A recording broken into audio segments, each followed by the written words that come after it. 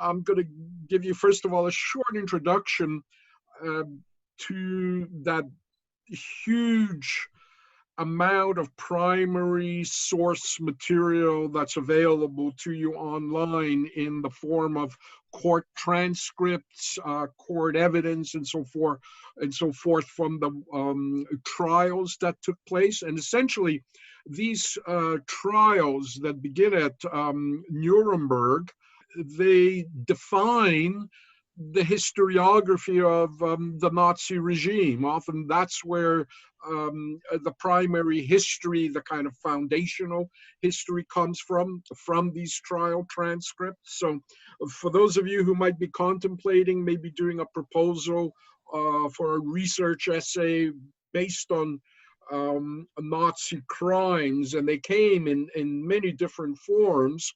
For the next few minutes, I'll give you an introduction to that source material and describe those trials for you, so that at least you have this week to kind of look at it if you want to contemplate that for your proposal. The Nazis are going to be charged with and put on trial after the war. There'll be three key indictments: crimes against peace, war crimes, and crimes against humanity, or genocide.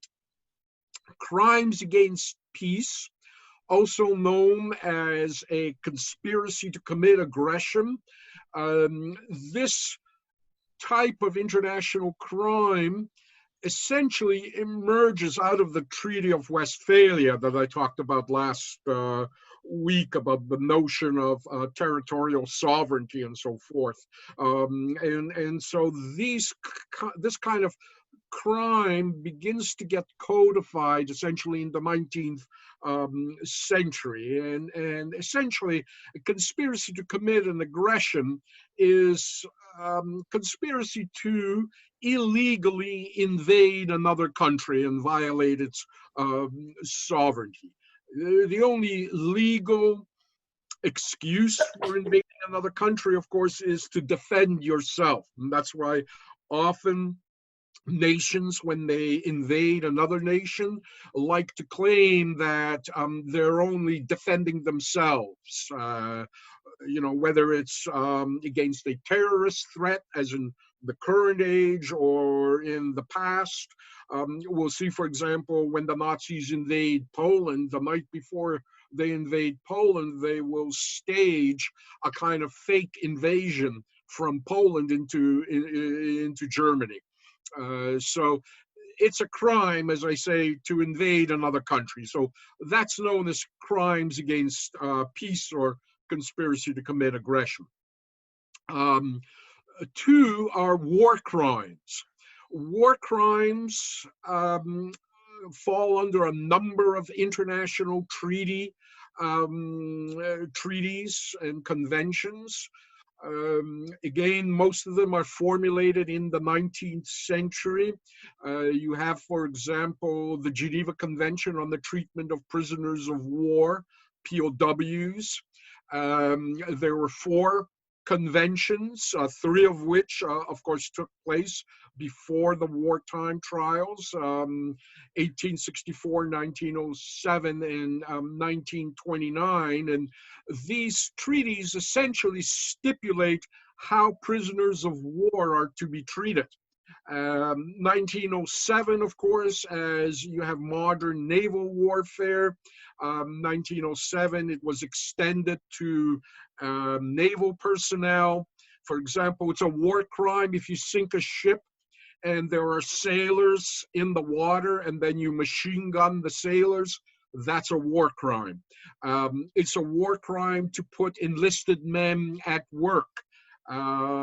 It's a war crime to, of course, beat prisoners of war, torture them, use them for medical experiments, execute them, and so forth. And so you had these three, as I say, conventions that define the treatment of prisoners of war, which while the Nazis respected the Geneva Convention on the Western Front, They had no regard for Geneva Convention rights of prisoners on the Eastern Front, of the Polish army, the Czech army, the Red Army, and so forth, were not accorded any privileges under the Geneva Convention.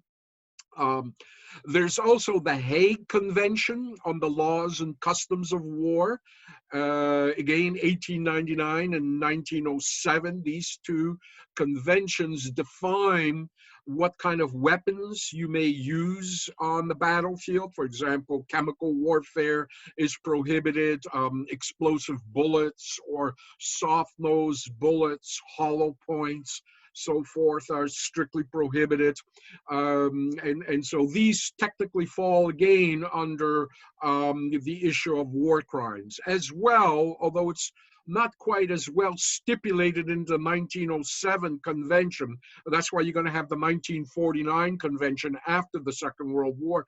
Treatment of civilians in the countries that are under your army's occupation.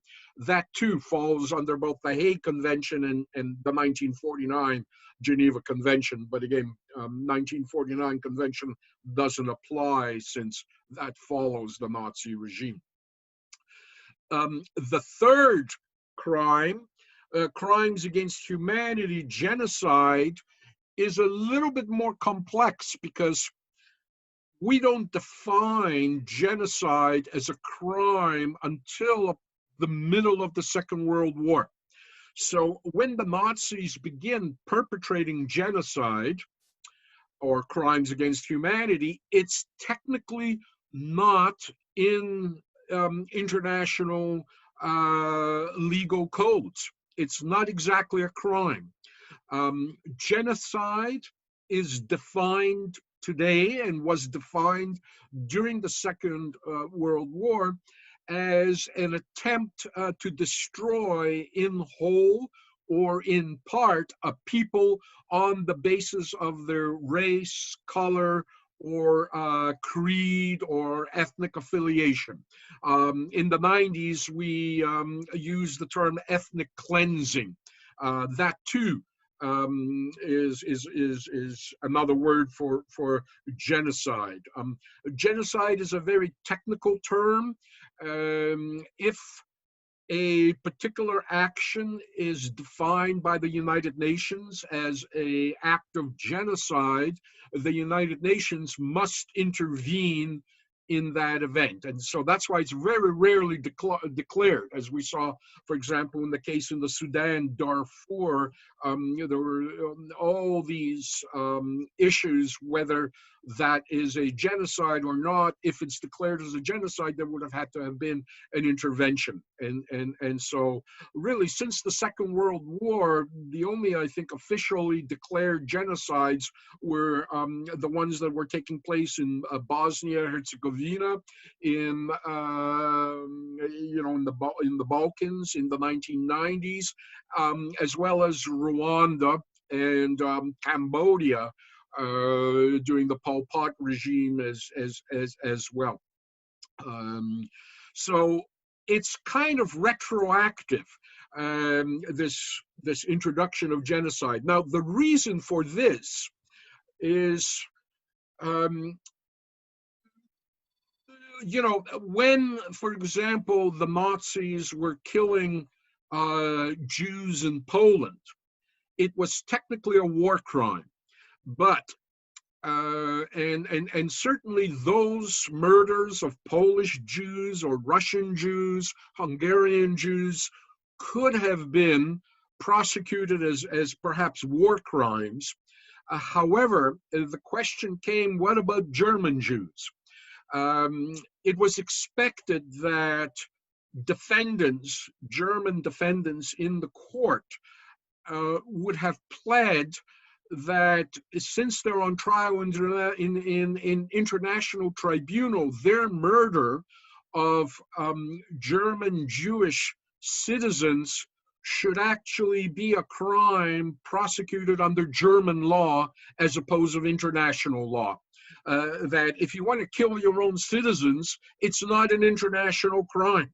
And so therefore, to kind of preempt that kind of defense, in the middle of the Second World War, we developed this new crime called genocide, and it becomes a matter, even if you're killing your own citizens, it's still a matter of an international tribunal if you're killing them as an act of genocide. Again, defined as an attempt to destroy or partially destroy a people based on their color, religion, or creed, or ethnicity.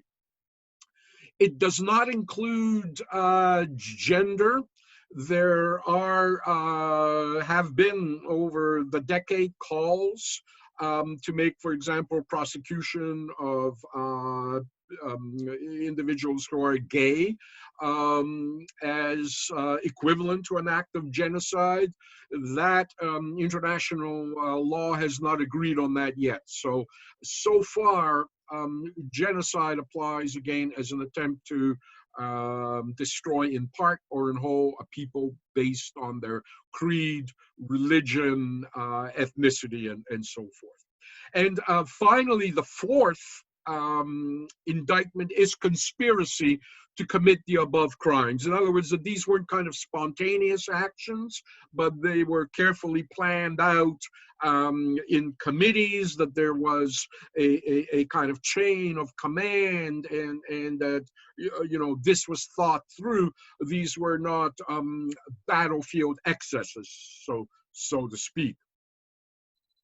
Now, if you look here on the website, I've put a link there below that is highlighted there in yellow to the Nuremberg trial transcripts, the so-called blue, red, green series.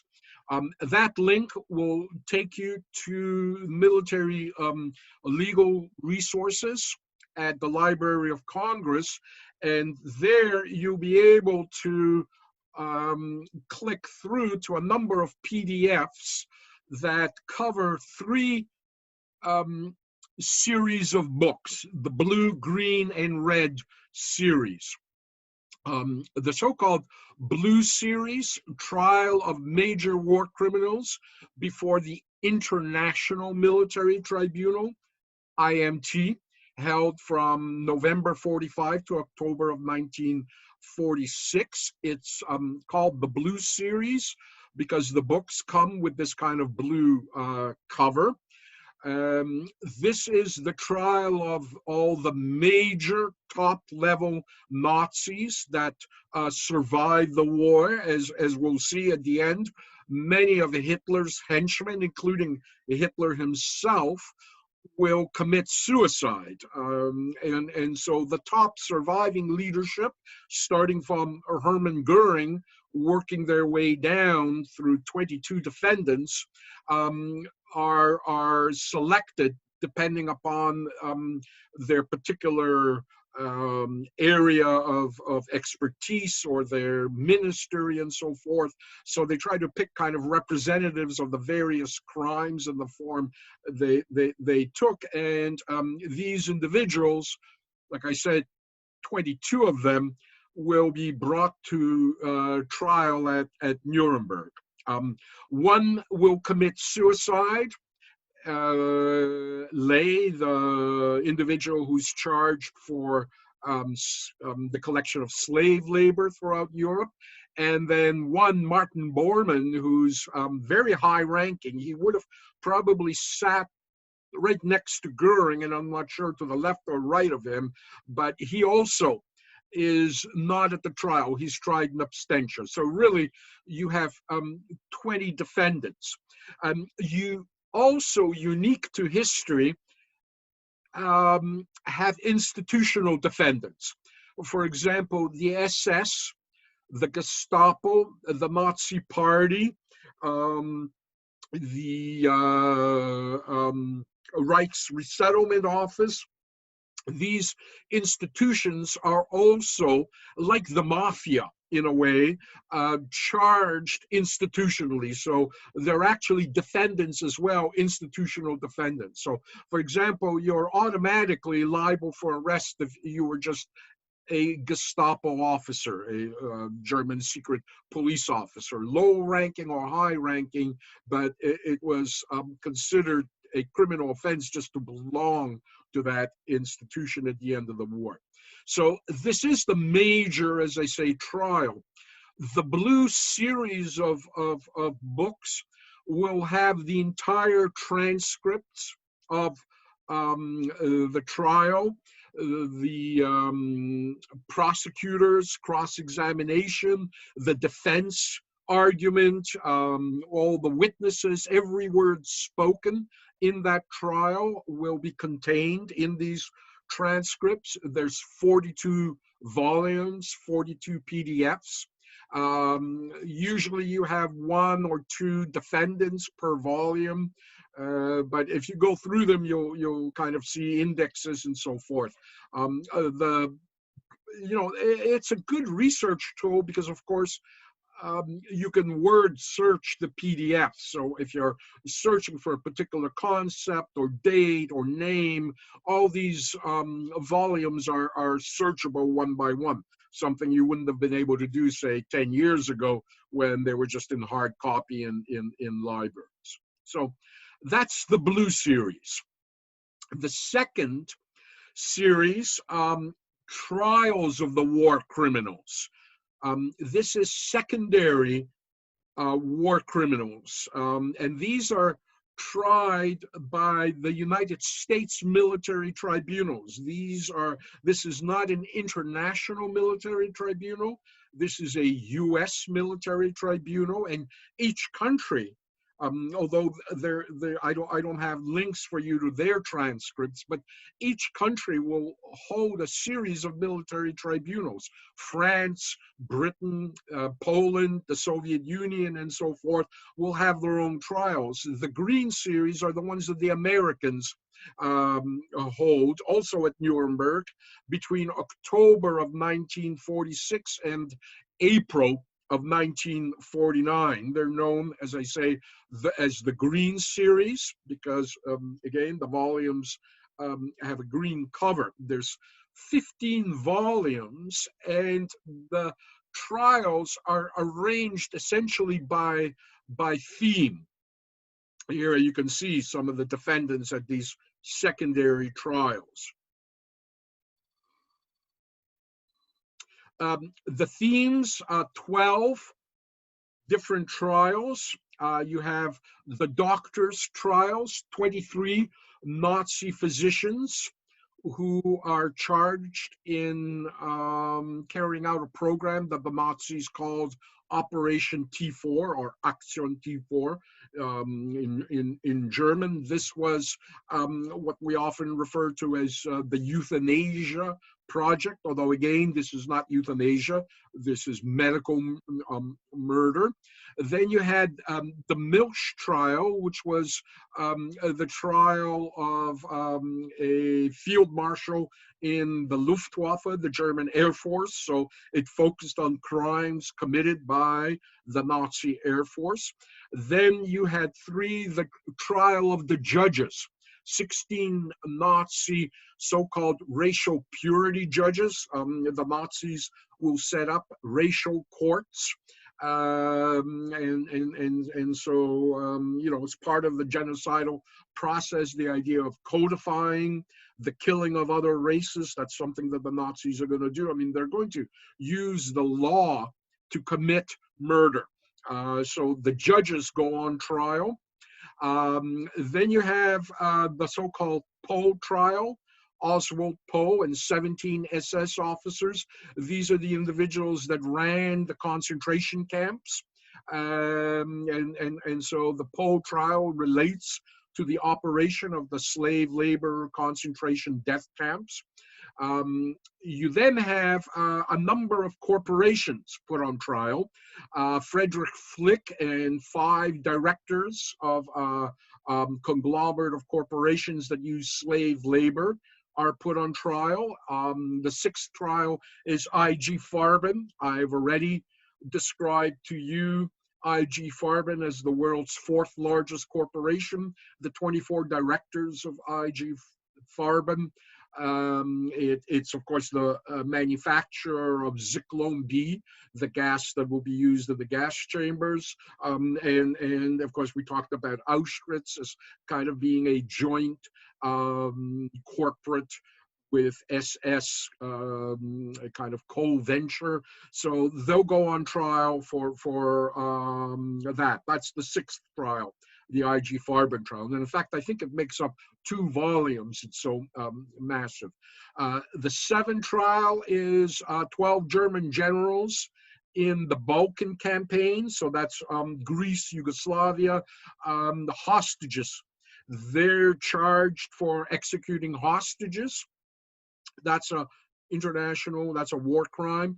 So, that focuses on that. Then you have the Russia trial. Russia, R-U-S-H-A, is the kind of agency for ethnic cleansing and resettlement.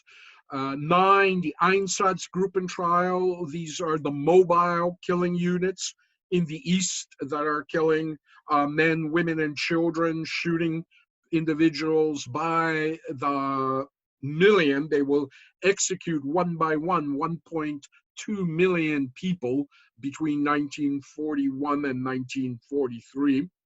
10, you have the Krupp trial. It's the Krupp Corporation.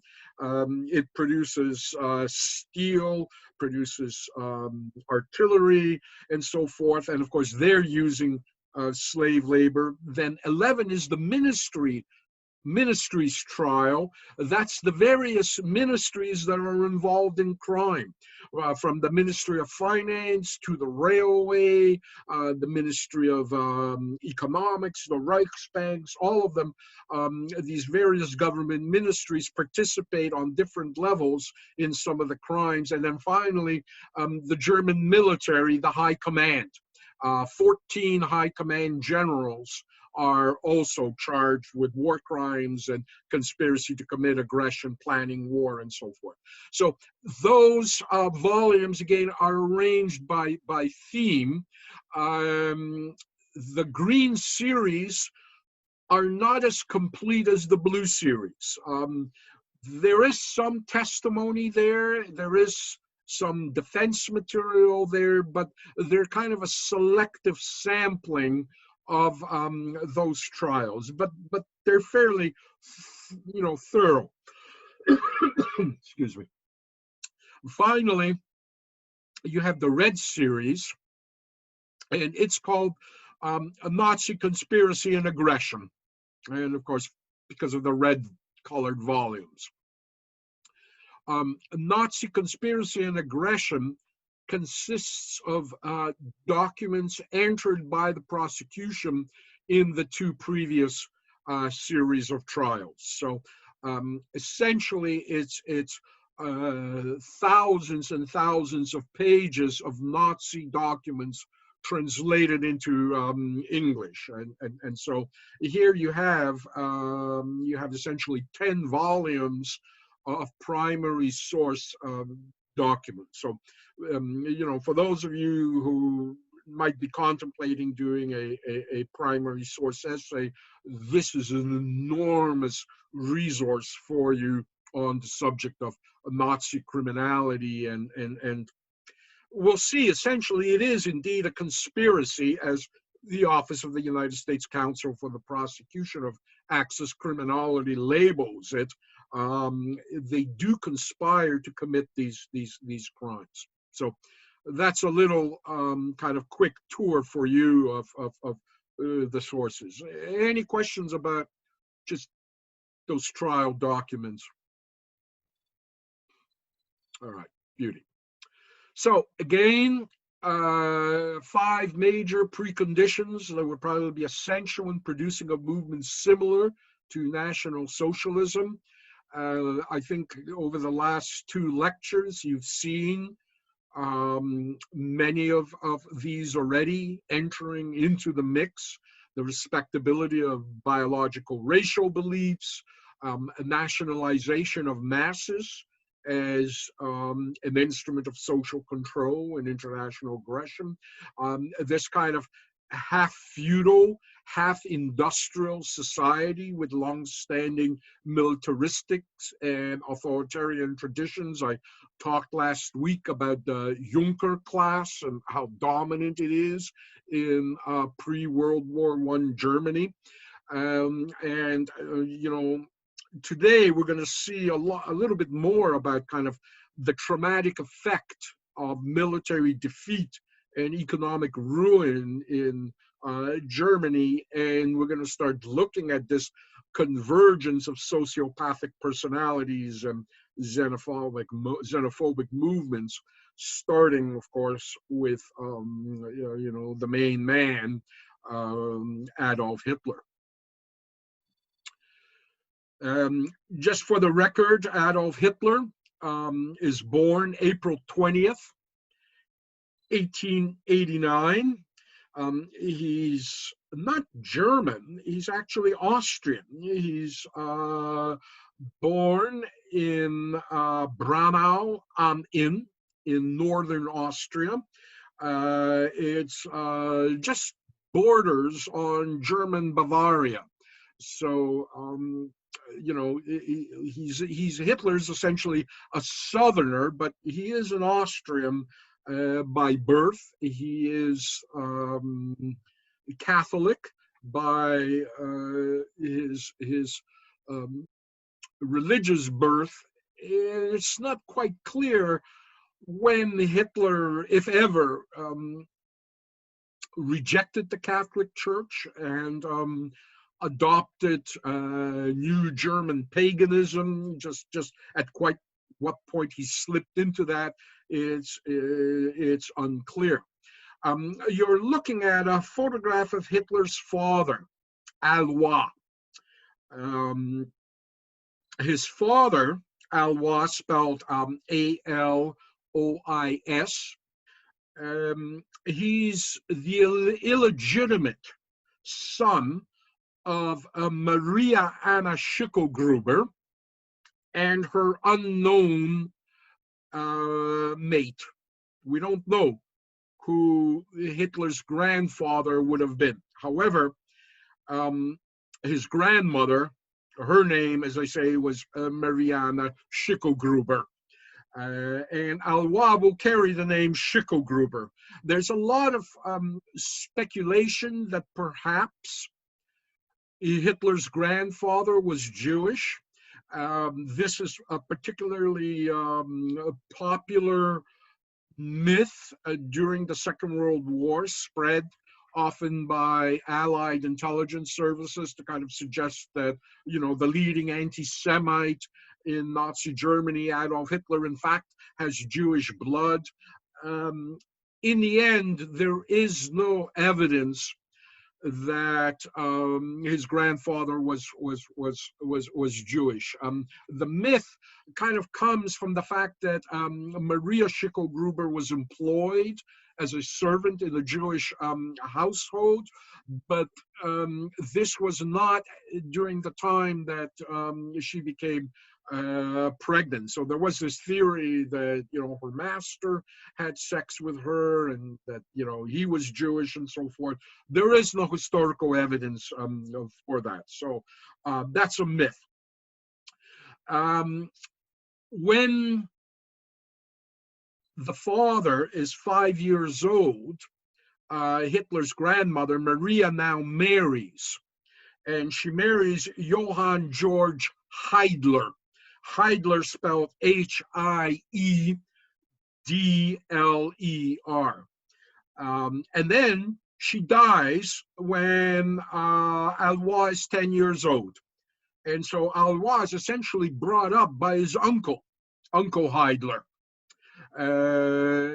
He works on the Heidler farm. He becomes a shoemaker's apprentice, but then he enlists in the Austrian Customs Service, the Austro-Hungarian Customs Service. And here you could see him in the uniform of a customs inspector. And eventually, by 1875, Alois rises to the rank of a senior assistant inspector. So he's relatively, he's in the higher ranks.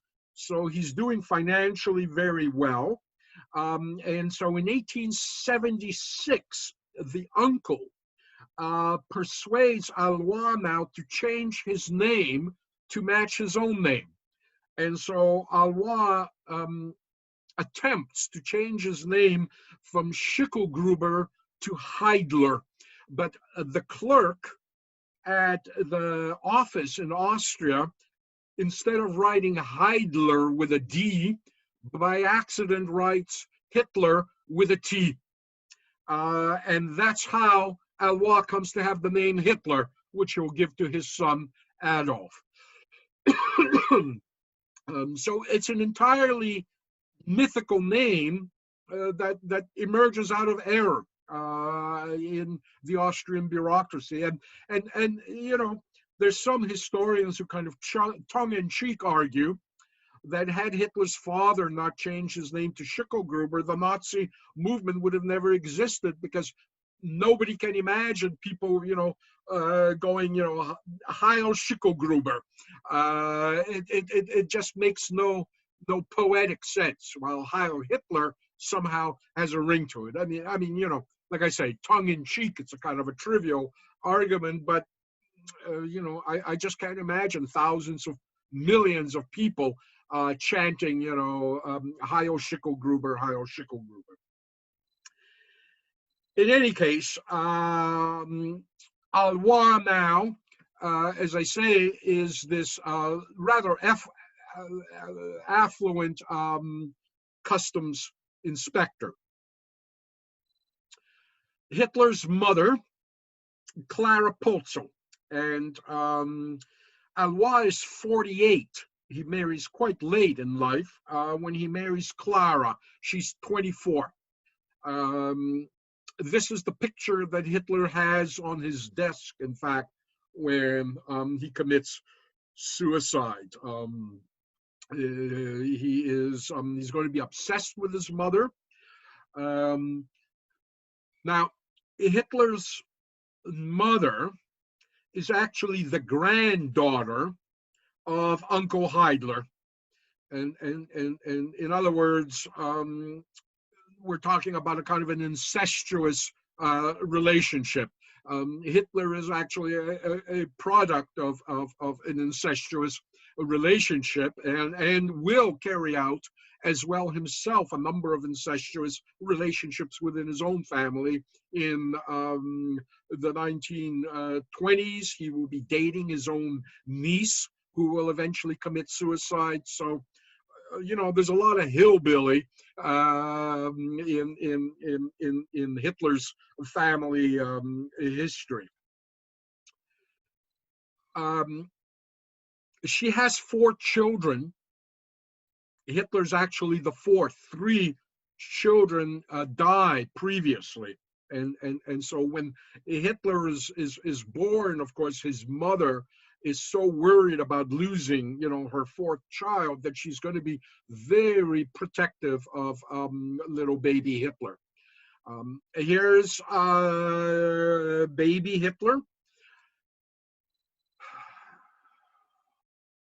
He is nicknamed Addie.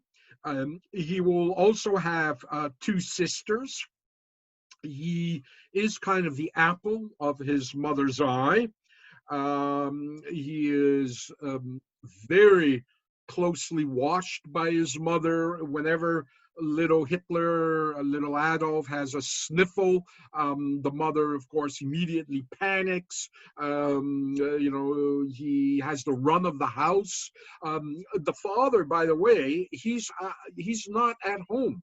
He's working on the border as a customs inspector, so he's not there every day. So Hitler is kind of almost brought up without a male figure in his family. And just from my studies of serial killer biographies, you know, not all, but very many serial killers have this kind of very tight and almost a smothering kind of relationship with their mother. And the argument is essentially that, you know, male children as they're growing up, they have to kind of negotiate a independence from their mother. And of course, if a mother is kind of very overbearing or stifling around her son, that kind of independence is frustrated, and the child develops a kind of rage against the female figure as he goes into a form of rebellion and grow up essentially with this aggression and anger towards female figures. That's one theory. I mean, there's lots, but that's one theory. So certainly some of Hitler's psychopathology, and we certainly can describe Hitler, if not a hands-on serial killer, certainly as a cult serial killer. He inspires people to essentially serial kill 11 million people. He's, like Charlie Manson, essentially, of the Manson cult in California. Manson never killed anyone hands-on any more than Hitler did, but we could classify them as a certain type of serial killer. Here you're looking at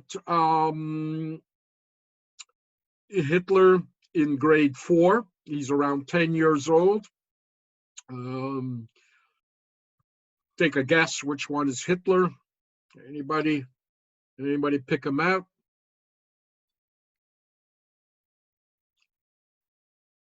The top middle. Top middle. Anyone else? Well, you're right. Indeed, the top middle. Here he is. But, as you look at these kids, they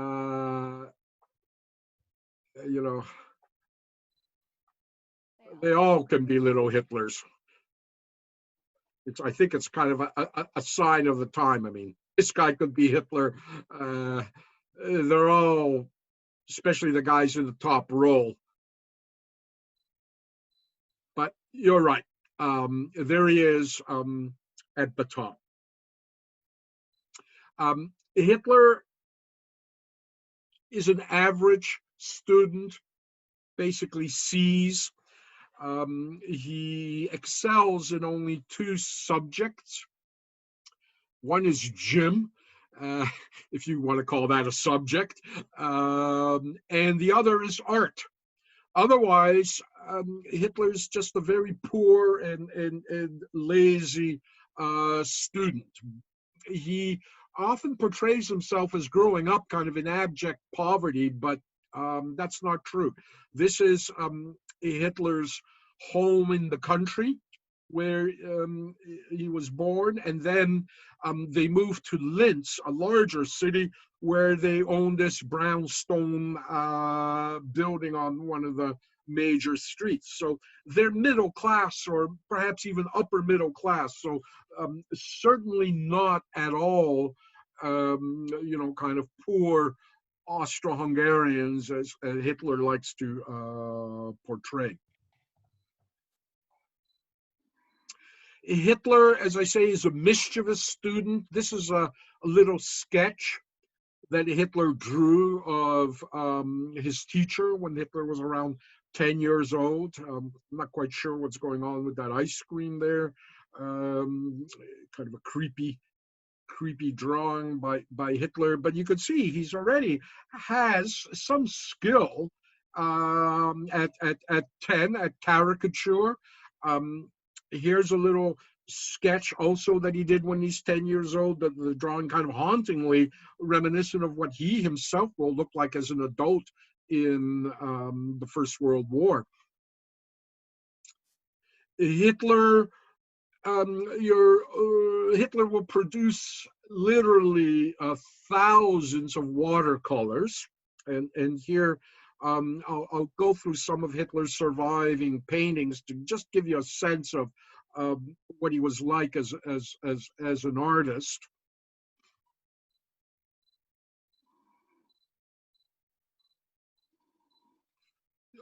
Certainly they're better than anything I'm capable of doing as an artist, but they're not exactly, of course, great works of art. You know, it's something that you maybe will hang in your bathroom or in the closet door. You know, like those paintings you can buy at IKEA, right?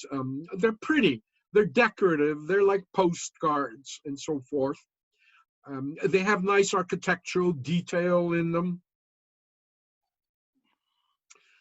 But as you can see, for example, from this drawing, Hitler has difficulty drawing the human form. He can't quite perceive humans, and perhaps maybe it's reading too much into his personality.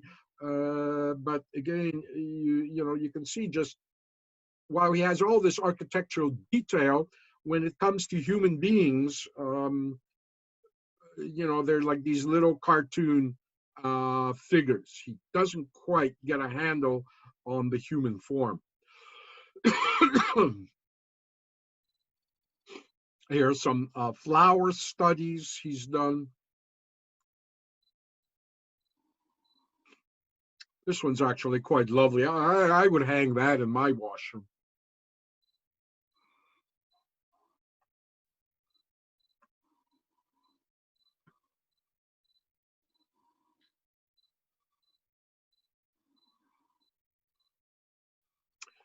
This is essentially what Hitler looks like. This is a sketch by a friend of his, Hitler around the age of 17. And you can see in the sketch, Hitler has these kinds of kind of poetic aspirations to be a great artist. He doesn't want to go to school, and of course, when Hitler is in high school, his father retires, and his father comes back home suddenly, and suddenly Hitler is no longer the man of the house anymore. Now his father is there, and his father wants to see his report card, right? You know, and Hitler, you know, tells his dad, you know, I want to be an artist, and his father, you know, are you out of your mind, right? An artist? You're not going to be an artist. You're going to be a customs inspector just like me, and let me see your math mark, all right? And so Hitler will write that his father beats him brutally. Um, Again, it's hard to ascertain, you know, what does that mean? You know, in of course the 19th century, parents routinely beat their children. So when Hitler says brutally, you know, what are we talking about here? So it's unclear just how brutal exactly Hitler's beatings were. But when Hitler's around 15, somewhere in there, Hitler's father dies. And you know, it's a big celebration for Adolf. He's back in control. And the first thing he tells his mother is, I don't want to finish high school. I want to go to Vienna and go to art school there. And so his mother essentially lets him do that. Hitler, of course, is going to have an orphan's pension until he reaches, I think it was until the age of 21. So he suddenly has this Austro-Hungarian orphans pension coming his way, so he can afford to go off to Vienna to pursue his dreams of being an artist. This is a friend of Hitler's. His name is Kabuzek. He will write a book, The Young Adolf Hitler, The Young Hitler. It's still available today. It's the only account of Hitler in his youth, other than Hitler's own account. Kabuzek ends up going with Hitler to Vienna. The two of them will be roommates for 2 years in Vienna. Kabuzek goes to Vienna to attend the music conservatory. He wants to be a composer like Wagner. So Hitler, the artist, and Kabuzek, the composer, are perfect roommates in Vienna. Vienna, of course, is the capital of the Austro-Hungarian Empire. It's a cultural capital in Europe as well. And so once Hitler comes to power, Kabuzek will write this book, which doesn't make Hitler particularly happy, because Kabuzek reveals all sorts of things that Hitler, rather people, not know. So Kabuzek did this sketch of Hitler. Kabuzek, for example, describes Hitler's first love affair. This still is back in high school, and I'm just trying to remember the woman's name, Stephanie.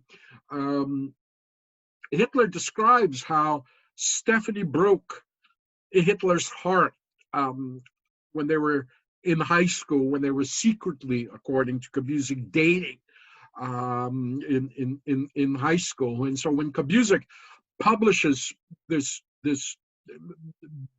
book describing how Hitler would cry to Kabuzek about how this woman is just breaking his heart, how she has led him on, and so forth. When Kabuzek publishes this book, German journalists now seek out Stephanie. They want to interview her, and so they find her in this little town in Austria, and they say, 30 years ago, you dated the Fuhrer. What was it like dating the Fuhrer, Adolf Hitler? And she looks at the journalists and goes, what? Who?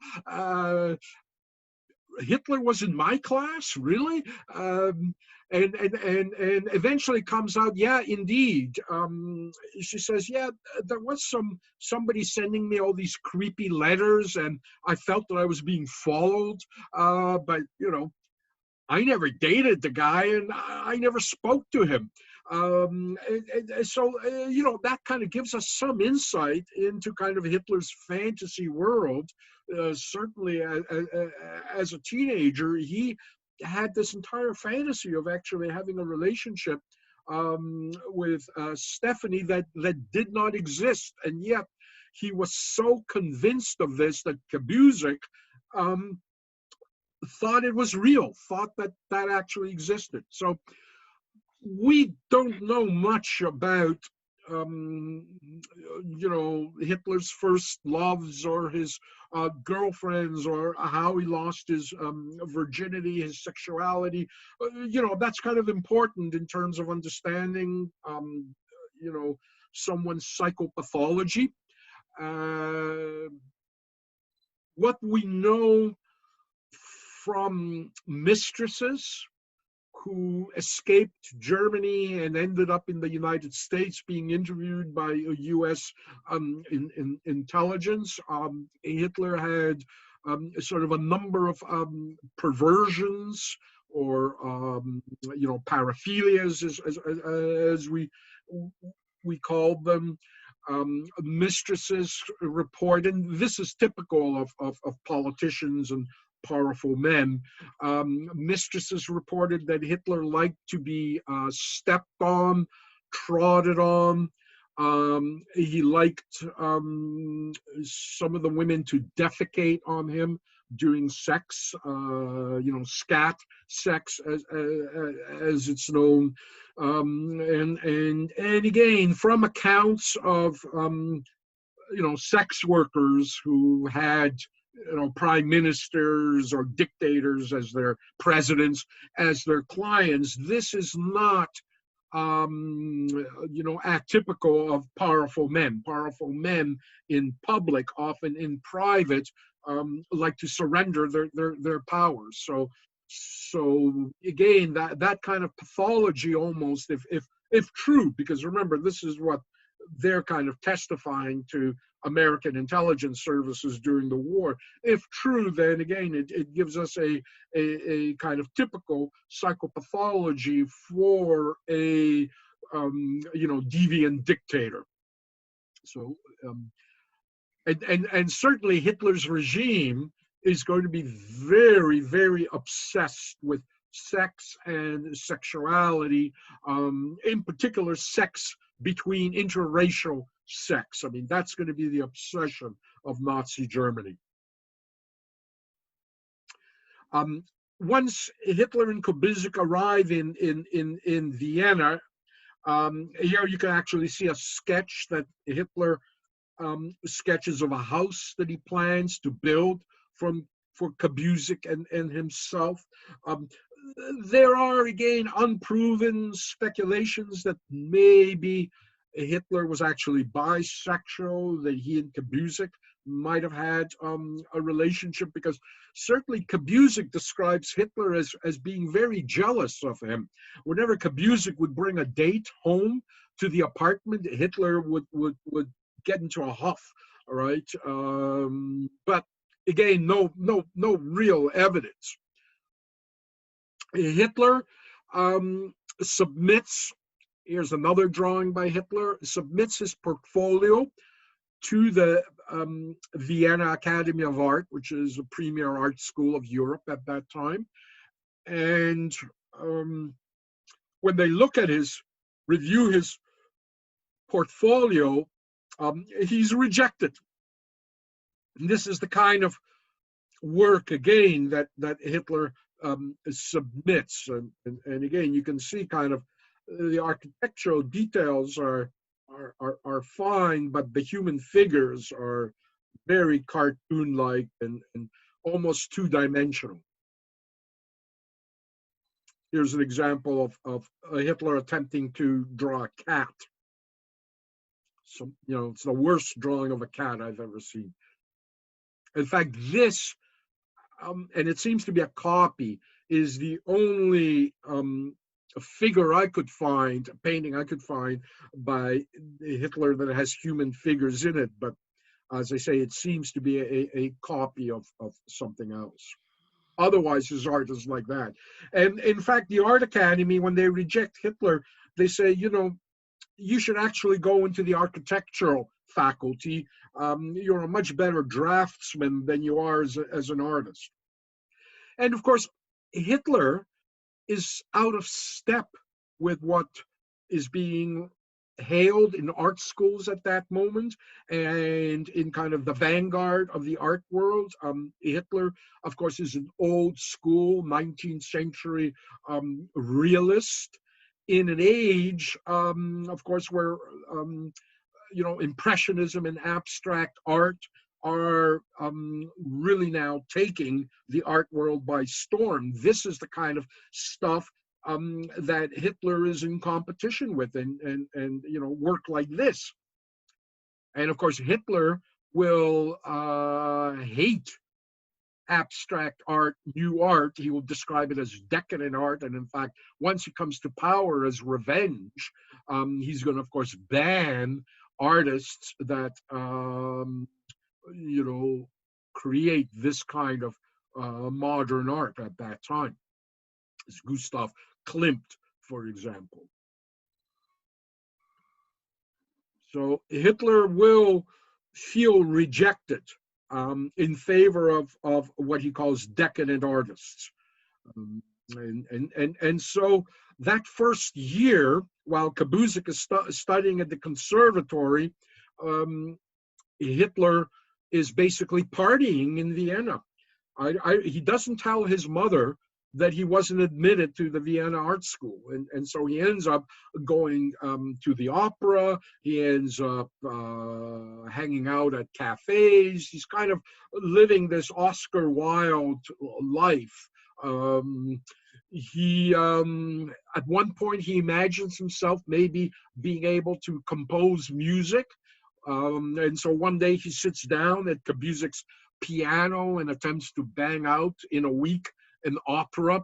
The neighbors complain, because Hitler can't play the piano. All right. Then he designs he wants to try to invent a new soft drink. He's almost like that character Kramer in Seinfeld. He's got all these. He imagines himself maybe being a real estate developer. So every month or so he has a new fantasy. In the middle of all this, Hitler's mother contracts breast cancer and very quickly dies. Hitler returns back to Linz to bury his mother. He's really upset, of course, about his mother's death. As I say, they were so close to each other. He'll be forever obsessed with her. Around his mother's death, we have, again, one of the first theories of where maybe Hitler's anti-Semitism comes from, because we're not clear exactly how is it that Hitler becomes an anti-Semite. And Hitler's mother's doctor, her physician, was Jewish. And so one of the theories is that maybe Hitler developed anti-Semitism because he thought his mother's Jewish doctor let her down. But when we look at that case and kind of Hitler's statements and things, he actually was very grateful to the Jewish doctor that treated his mother. And when Hitler came to power and the Nazis began persecuting the Jewish population, Hitler actually helped the doctor leave, at that point, Austria with Hitler's blessings, essentially. So, again, another kind of theory that comes to a dead end. In any regards, Hitler spends this whole year practicing for another attempt to get into the Vienna Art School. And so the next year, I think he's around maybe 1920 at this point. The next year, and now he's got not only his orphan's pension, but he also has an inheritance from his mother. All right, he reapplies at art school, and he's again rejected. And Kabusik comes back in the second year, back to Vienna in the autumn to start his next year of study, and he discovers Hitler has left the apartment, kind of jumped the lease, and has vanished. And Kabusik doesn't know why. He had no idea, that Hitler was rejected from art school. Hitler just vanishes, stiffing Kabusik with the rent and the payment, and Kabusik will never see or hear from Hitler again. Hitler essentially vanishes into the streets of Vienna. He very quickly spends his inheritance.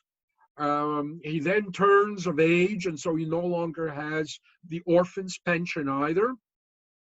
And now Hitler finds himself homeless. He is living in a series of homeless shelters. He's eating out of soup kitchens. This, of course, is an age, before welfare. He's sleeping in these homeless shelters. He is doing occasional work. Sometimes he works as a house painter. Sometimes he shows up at a railway station and offers to carry people's luggage to their carriage. He shovels snow. He hangs posters in the street. He does all sorts of casual work. One of the ways he makes a living is he paints these tiny little poster-sized paintings that he sells on the street. This is an example of both the kind of posters sometimes he used to paint and hang, and the actual little painting that he would do. He hates Vienna. He hates Vienna for its kind of multicultural aspect. There's a huge, of course, you got to remember that Austro-Hungary has, several dozen various ethnicities in its empire at that point. So it's a very multicultural society. You have Croats, Serbs, Bosnians, Ukrainians, and you also have a very large Jewish population as well in Vienna. There's nearly 500,000 Jews in Vienna itself, and so Hitler claims that perhaps is where he begins to develop his first early notion of what Jews are and how he feels about that. The other thing, of course, is when Hitler is in Vienna, at that point, there is a very right-wing mayor, and there is this publication called Ostara, which is this anti-Semitic publication that would be sold at the time Hitler is there in all the newsstands. And you can see here kind of the portrayal of, in the lower right-hand corner, of Jews as kind of these demonic, alien-like figures that is going to characterize some of the anti-Semitism in both Germany and Austro-Hungarian Empire. Karl Lueger or Lueger is the mayor. There are all these anti-Semitic tabloids that Hitler could have been influenced by. Hitler, however, we're going to see that Hitler's anti-Semitism, as he later describes it, Hitler describes, he says, in Mein Kampf, he says, quote, "The tone, particularly of the Viennese anti-Semitic press, seemed to me unworthy of the cultural tradition of a great nation." Hitler doesn't like this kind of classic mythical anti-Semitism. And we'll see that as we begin to look deeper into the evolution of anti-Semitic policy under Hitler. Hitler talks about the need for scientific anti-Semitism. He doesn't like the idea of kind of pogroms, which are kind of riots against Jews. He thinks that what is described as the Jewish problem will need a scientific solution through law and science. And that's a very scary premise when we look at what Hitler actually ends up doing. And so Hitler himself, and unfortunately, again, this is in Mein Kampf, which is only published, in the 1920s. Hitler himself will offer us a little story of how he became an anti-Semite. He writes in Mein Kampf, he says, "Once, as I was strolling through the inner city, I suddenly encountered an apparition in a black kaftan and black hair locks." And Hitler, of course, is describing Orthodox Jews. Orthodox Jews, of course, are primarily settled in Eastern Europe. Hitler had in Linz, as I say, his doctor, was Jewish, but his doctor was not an Orthodox Jew. He was perhaps a liberal Jew or an assimilated Jew, and so many German Jews or Jews in the towns and smaller cities of Germany and Austria were assimilated Jews. But in Vienna, because the Austro-Hungarian Empire bordered on these eastern provinces, you had a large Orthodox Jewish population. And so for the first time, Hitler sees, as he writes, this apparition in a black kaftan and black hairlocks. Is this a Jew? Was my first thought. For to be sure, they had not looked like that in Linz. I observed the man furtively and cautiously, but the longer I stared at this foreign face, scrutinizing feature for feature, the more my first question assumed a new form. Is this a German? And so to answer his own question, he says that he began to study Jews and Judaism. Quote, the more I saw, the more sharply they became distinguished in my eyes from the rest of humanity. For me, this was the time of the greatest spiritual upheaval I have ever had to go through. I had ceased to be a weak-kneed cosmopolitan and became an anti-Semite. Now, you know, this is Hitler writing some 20 years after that supposed event in around 1924, 25, when Mein Kampf is coming out. So is this again a self-myth that Hitler is perpetrating, or are there grains of truth to it, or is it somewhere in the middle?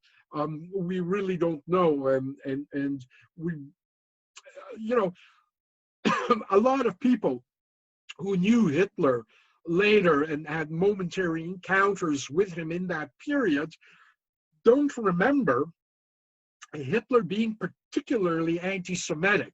On the other hand, society is so anti-Semitic in general that, you know, people might not have noticed his anti-Semitism as being particularly outstanding. So really, to this day, we don't understand what inspired Hitler's fear and hate of Jews, and we may never know. Hitler is in abject poverty those years, and Hitler, under Austro-Hungarian law, Hitler has to do military service in the Austro-Hungarian army, and Hitler doesn't want to do this, and so he escapes Austro-Hungary to Germany, to Munich, and Munich, of course, also again is the scene of this vibrant art scene that Hitler is completely oblivious to. Hitler continues, you know, painting his kind of realistic paintings, as in Munich, you have this flourishing of abstract impressionist art, opera, music. I mean, Munich essentially is the cultural center of Germany, while Berlin, of course, is the financial, political center. So in Munich, Hitler continues to live in this kind of poverty. He's arrested on an extradition warrant and is extradited back to Austro-Hungary to do his military service. But when he goes before the Austro-Hungarian army doctors, he is so covered in lice and is just hardly has any muscle. He's just totally wasted, you know, covered in sores. He's living on the street, that the Austro-Hungarian army rejects him. And so he goes back to Munich. And that would have probably been the end of Hitler. He probably would have died on the streets had not the outbreak of the First World War in August 1914 changed his entire life. And you're looking at a photograph of essentially Hitler's resurrection from a street person.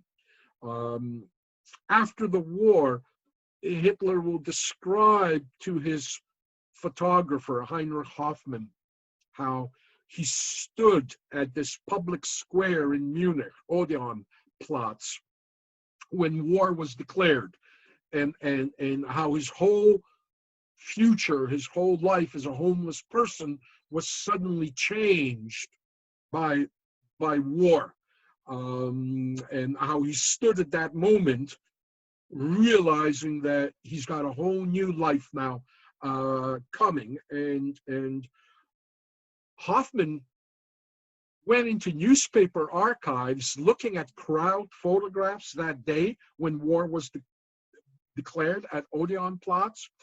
And indeed, in that crowd, he finds a picture of Hitler. And you can just see how skinny and burnt out Hitler looks that day. Now, I don't know about the crazed look on his face. Looking at that photograph, maybe it's something you can read into. But Hitler's new life is beginning those very minutes that these photographs are being taken. Everything will change for him. Now, Hitler volunteers for the German army in Germany, rather than serving in the hated Austro-Hungarian army, which Hitler felt was had too many other ethnicities in it. He thought it was too multicultural, the Austro-Hungarian army. But the German army were all Germans, and so he joins a regiment in Munich, a Bavarian regiment, and off Hitler goes to war.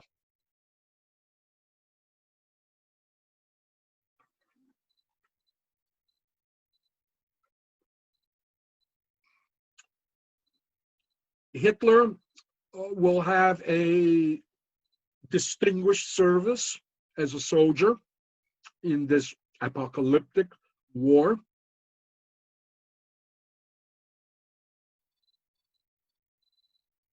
He will be awarded the Iron Cross, second class and first class. The second class Iron Cross, Hitler will get very early in the war. He'll get it October of 1914 at the Battle of Ypres. Hitler's regiment is nearly wiped out. 3,500 men are reduced to 600. Hitler is one of the survivors. Hitler will be promoted to corporal. He's a regimental courier. It's a dangerous job. He'll be wounded several times. 1916, he's wounded by shrapnel. Hitler will survive 15 battles. In August of 1918, about 3 months before the war ends, Hitler will be awarded the Iron Cross First Class, which is a very rare distinction for an enlisted man. Usually in the First World War, the Iron Cross First Class was restricted to officers, but Hitler earns it as an enlisted man.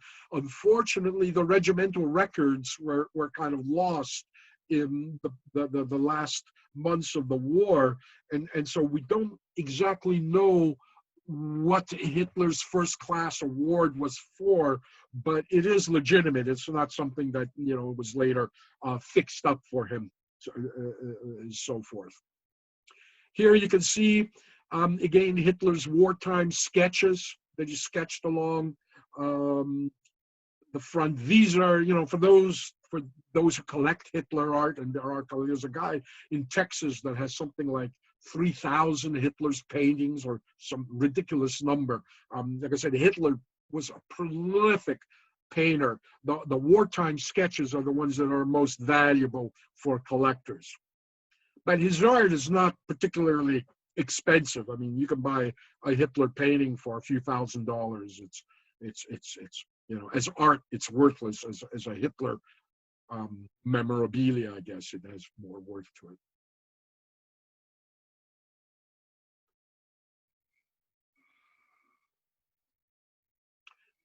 Here you can see Hitler in war with a couple of his friends. This is another picture that he had on his desk as well, along with his mother. Not because of the comrades in it, but because the only thing that he lamented losing during the war was his dog. Some soldiers were marching by and saw his dog, and they thought the dog was homeless, and so they took it, perhaps to eat it. We don't know, but for the rest of his life, Hitler lamented not all his regimental brothers who were killed in battle, but the loss of his dog. Here again, you can see Hitler and some of his fellow soldiers. Hitler is where that cross is on the left, and it kind of tells us a lot about Hitler. He's not exactly in the middle of the group. He's kind of off on the side, but he's part of it. And so a lot of soldiers who served with him describe Hitler as being okay. He wasn't particularly loved. He wasn't particularly hated. He did his job. He held up his end. He was a good soldier. He remained friends with many of his fellow soldiers. He doted on them when he was in power. A lot of his fellow soldiers got positions in the Nazi government later. He appointed them. So he kept up with his comrades at war, and essentially, as I say, his record was relatively distinguished in that war. On October 13th, 1918, about a month before the war ends, Hitler is blinded in a British gas attack. And again, we're not sure what kind of gas it was, whether it was chlorine gas or mustard gas. Some say that the gas actually affected his voice, that the chlorine, if it was chlorine gas, it burnt his vocal cords, and that's why he has this kind of hoarse way when you hear his speeches. He kind of has this very hoarse voice. But we're not sure what kind of gas it was, and strangely, he regains his sight, and so there's at least one book that argues that Hitler's blindness was entirely hysterical, that this was kind of a psychological blindness. In any regards, as the war, the German forces are beginning to collapse, Hitler, at that point, is in the hospital recovering from his war wounds, and that's when he'll be in the hospital when the First World War is going to end. This, of course, is significant for the future history of the Nazi Party and Germany, just how this war ends. In the meantime, if anybody has any questions so far, this might be the moment to throw them at me. I have a question about my essay topic. I wanted to do an overview of Auschwitz concentration camp. I didn't know if that is under one of the topics that we were allowed to choose. If you do Auschwitz, it's a very complex topic, so you need to find some aspect about Auschwitz, whether it's the killing operations, the daily routine, a killing of a particular people, maybe the books again on Auschwitz are this thick, so Auschwitz is certainly a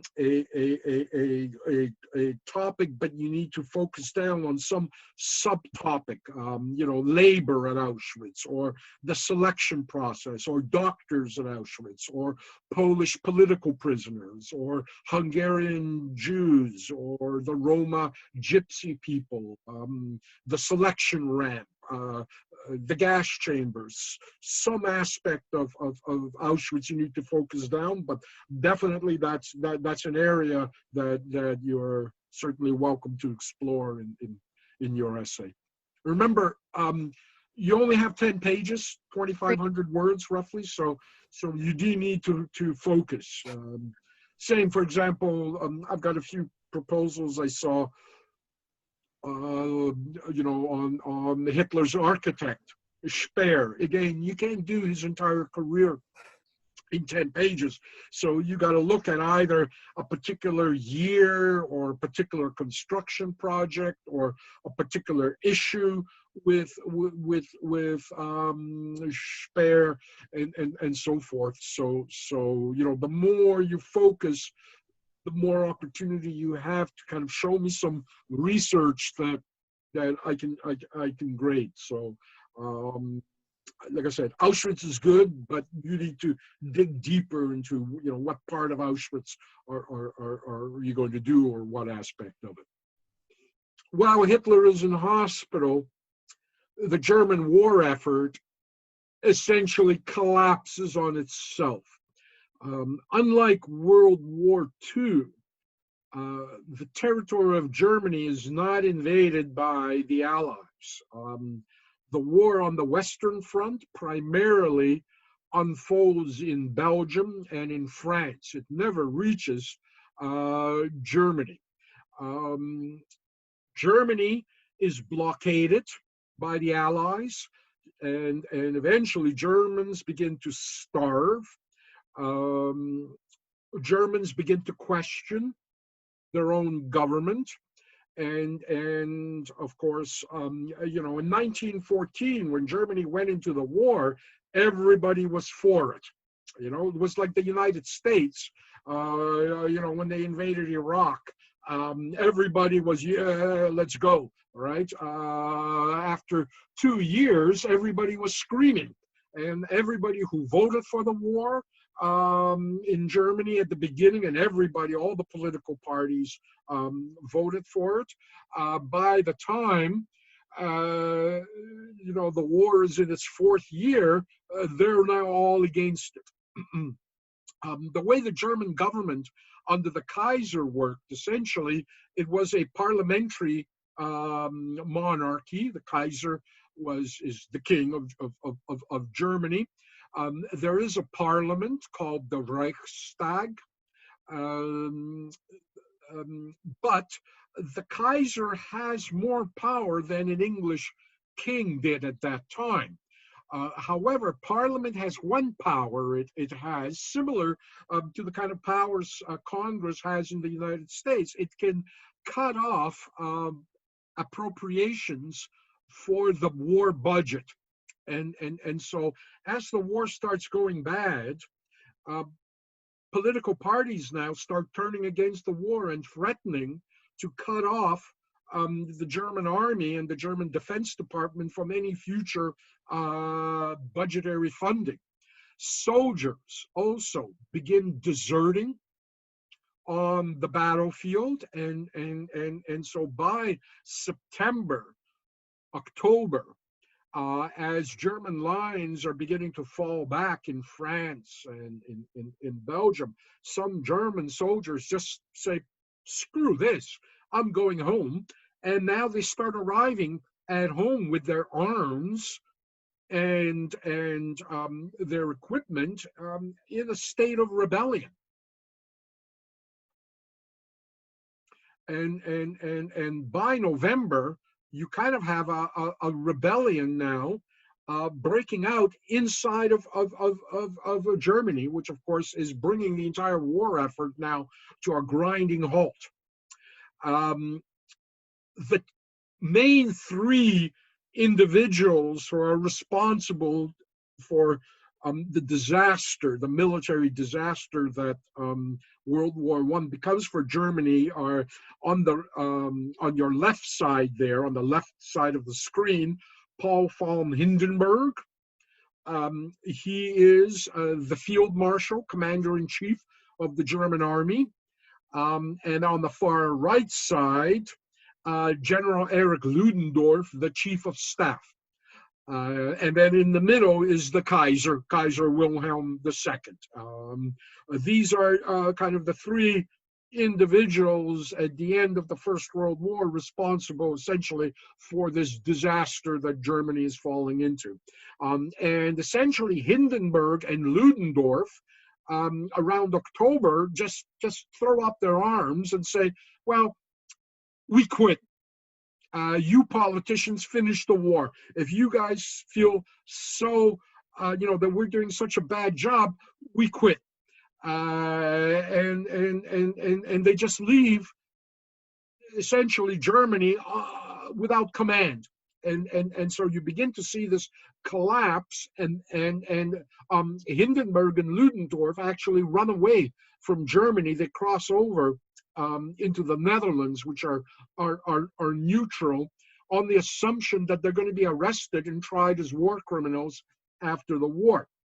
The Kaiser Wilhelm II on November 9th abdicates, and the entire German monarchy now suddenly collapses. You have the so-called German Revolution of November 9th, 1918. And now one of Germany's oldest political parties, which was for the war at the beginning, but by the end of the war is against the war, this party now seizes power and declares the founding of a republic, a provisional republic. The party is known as the SPD, the Sozialdemokratische Partei Deutschland, the Social Democratic Party of Germany, known in German as the SPD. And this is the time that you should start becoming familiar with kind of the political spectrum of German parties, as we're going to see that the Nazis are going to be one of these parties, and how they're going to interact with these political parties over the next kind of 15 years or so towards the rise of Hitler to power is essentially, a great part of this curriculum. You'll see on the website there's a link to this page. You'll be able to look at various electoral results going from January 1919, when you have the first elections in Germany, all the way through. Oops. Okay, guys, sorry. Back.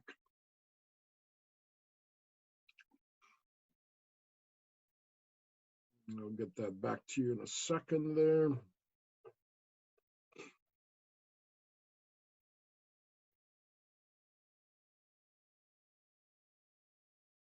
Okay, everybody see that chart again?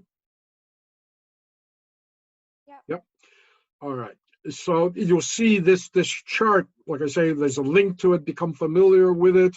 The stripe below are the various electoral results for the Nazi Party, and you can see at the top the SPD are the more dominant party, and as we go through it, we'll look at the different parties, their relationships to each other, and to the general electoral process in Germany between 1919 and 1933, when Hitler is going to be seizing power.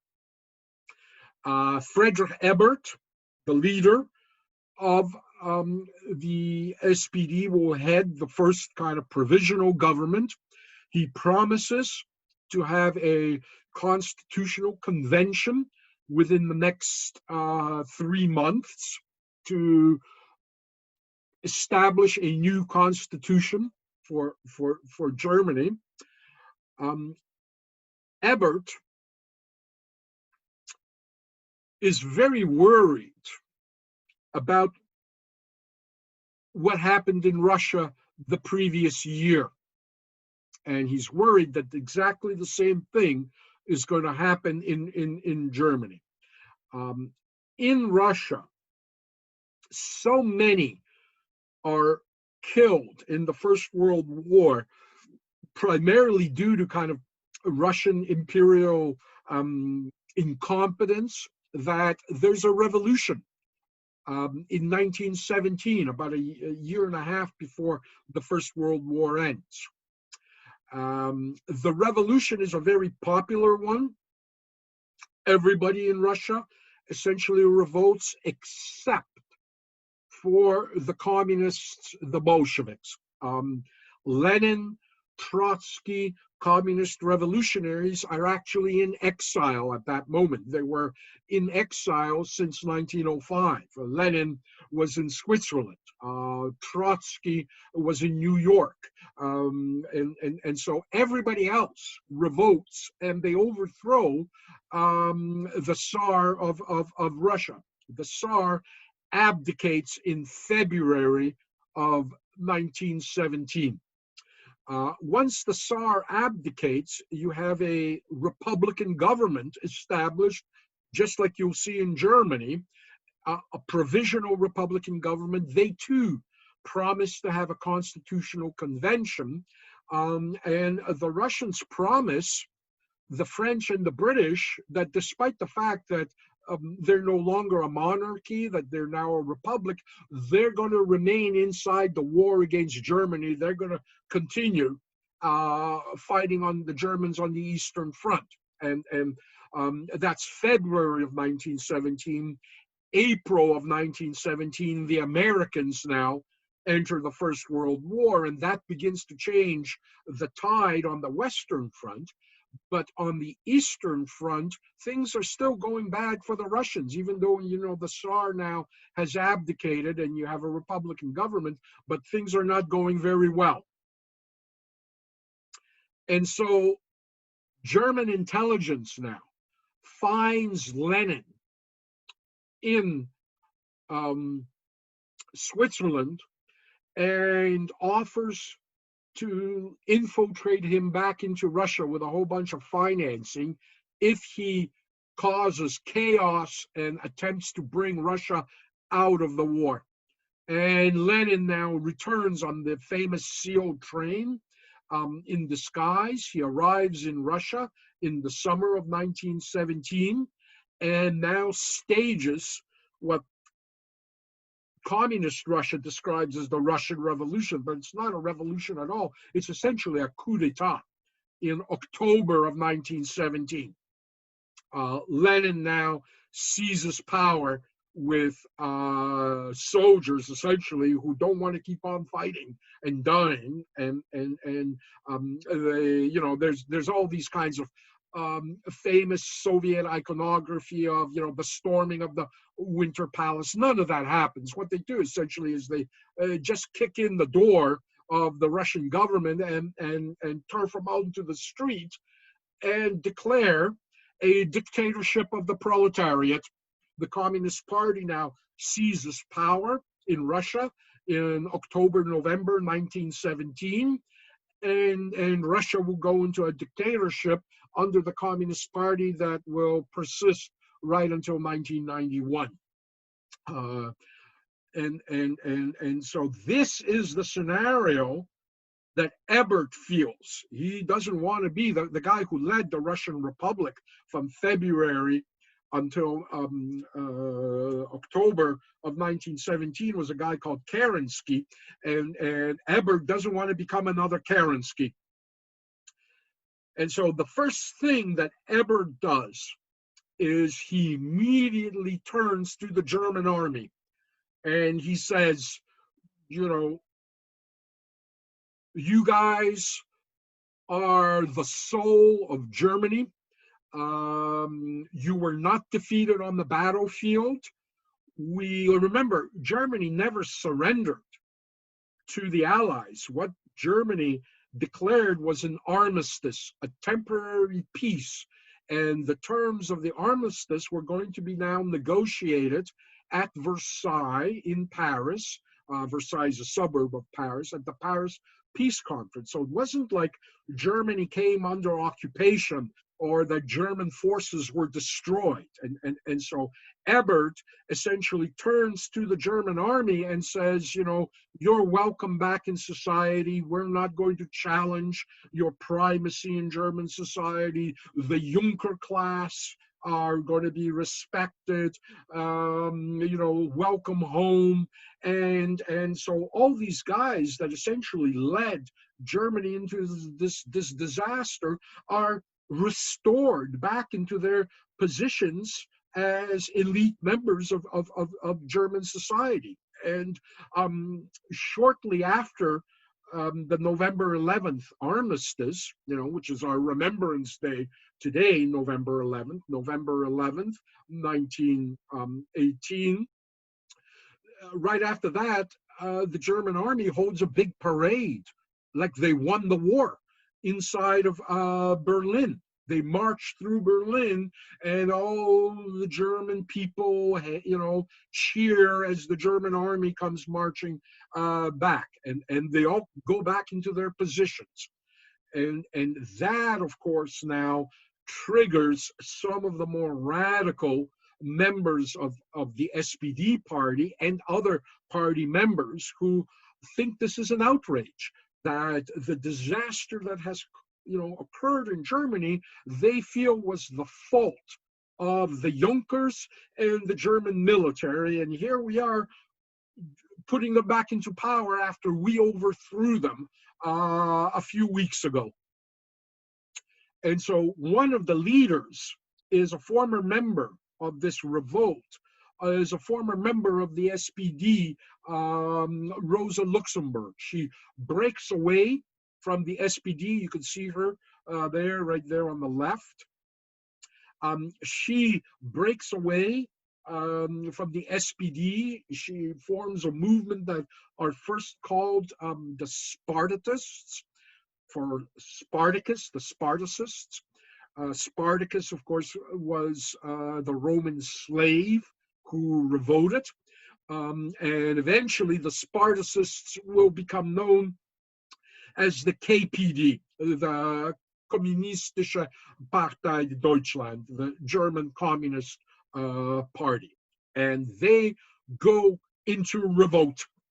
Fighting now breaks out in November, December, January, through the winter of 1918 into the winter of 1919. They'll be fighting in the streets of Germany. Germany now will be in a state of civil war as the left goes to war with the right. And Rosa Luxemburg is a major leader in this rebellion. And of course, the fact that she's Jewish is going to be part of that later Nazi myth that you know, Jews stabbed Germany in the back. You know, the myth of the stab in the back comes out of this, because again, the German army indeed is not really defeated on the battlefield. They don't surrender on the battlefield, and so Hitler and the Nazis are going to claim that the German people in the war effort was essentially stabbed in the back by Jews, communists, liberal politicians, and by the press, by the media. All right, you know, almost like a Trumpian vision. The only thing missing are you know, illegal Mexican immigrants out of the Hitler scenario. It's everybody else's fault. Rosa Luxemburg eventually will be murdered by the so-called Freikorps. By now, the Allies, you know, have put restrictions on the growth of the German army. We'll see that they'll become formalized at the Treaty of Versailles, but suddenly the Allies are now afraid that having put these restrictions on the German army, there may be a communist revolt inside of Germany, and the German army is not going to be capable of putting down this communist revolt. And so at this moment, you begin to see the formation of these secretly financed paramilitary groups known as the Freikorps, the Free Corps. These are financed by slush funds out of the German Ministry of Defense, and a lot of corporations who are worried about the rise of communism in Germany also put in money. Financiers, Junkers, they all contribute money, and the Allies kind of look the other way, and they allow these Freikorps units to now essentially act as auxiliaries to the German police and the German military, and of course they're completely unauthorized, and many of these Freikorps units in several years are going to be almost directly incorporated into the Nazi stormtroopers. Many of them wholesale will be joining the Nazi party, but you can see the skull and crossbones of the Freikorps. It becomes their symbol, and as well you could almost see, I'd see it. They have a skull and crossbone on my helmet as well. So all this fighting is taking place in the streets of Germany, with the Freikorps kind of helping the German army, and say the unauthorized paramilitary death squads, essentially. They'll eventually get their hands on Rosa Luxemburg. She's going to be abducted by a Freikorps death squad, and they'll beat her to death with rifle butts and throw her body into a canal in Germany, and where her canal is, where her body was thrown into the canal and her body was recovered, there's a monument there for Rosa Luxemburg today. And in fact, they disinterred her about 15 years ago now, because there were questions whether that was really her or not. Usual conspiracy theories, and here you can see her body as it's being checked to confirm that in fact it is Rosa Luxemburg through a MRI scanner. There's so much fighting going on in Berlin that Ebert has to move the constitutional convention to Weimar, a suburb of Germany. And so it's in the Weimar Opera House that the Constitutional Convention is held. Thus, the Constitution will become known as the Weimar Constitution. The new German state will become known as the Weimar Republic for that reason. The Constitution is going to be adopted in February of 1919, in the midst of the fighting, and it's going to be considered the most democratic constitution in European history up until that moment.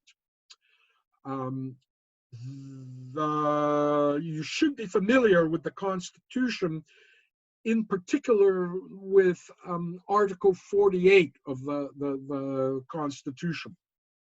Firstly, the Constitution is perfect representational democracy, is essentially its principle.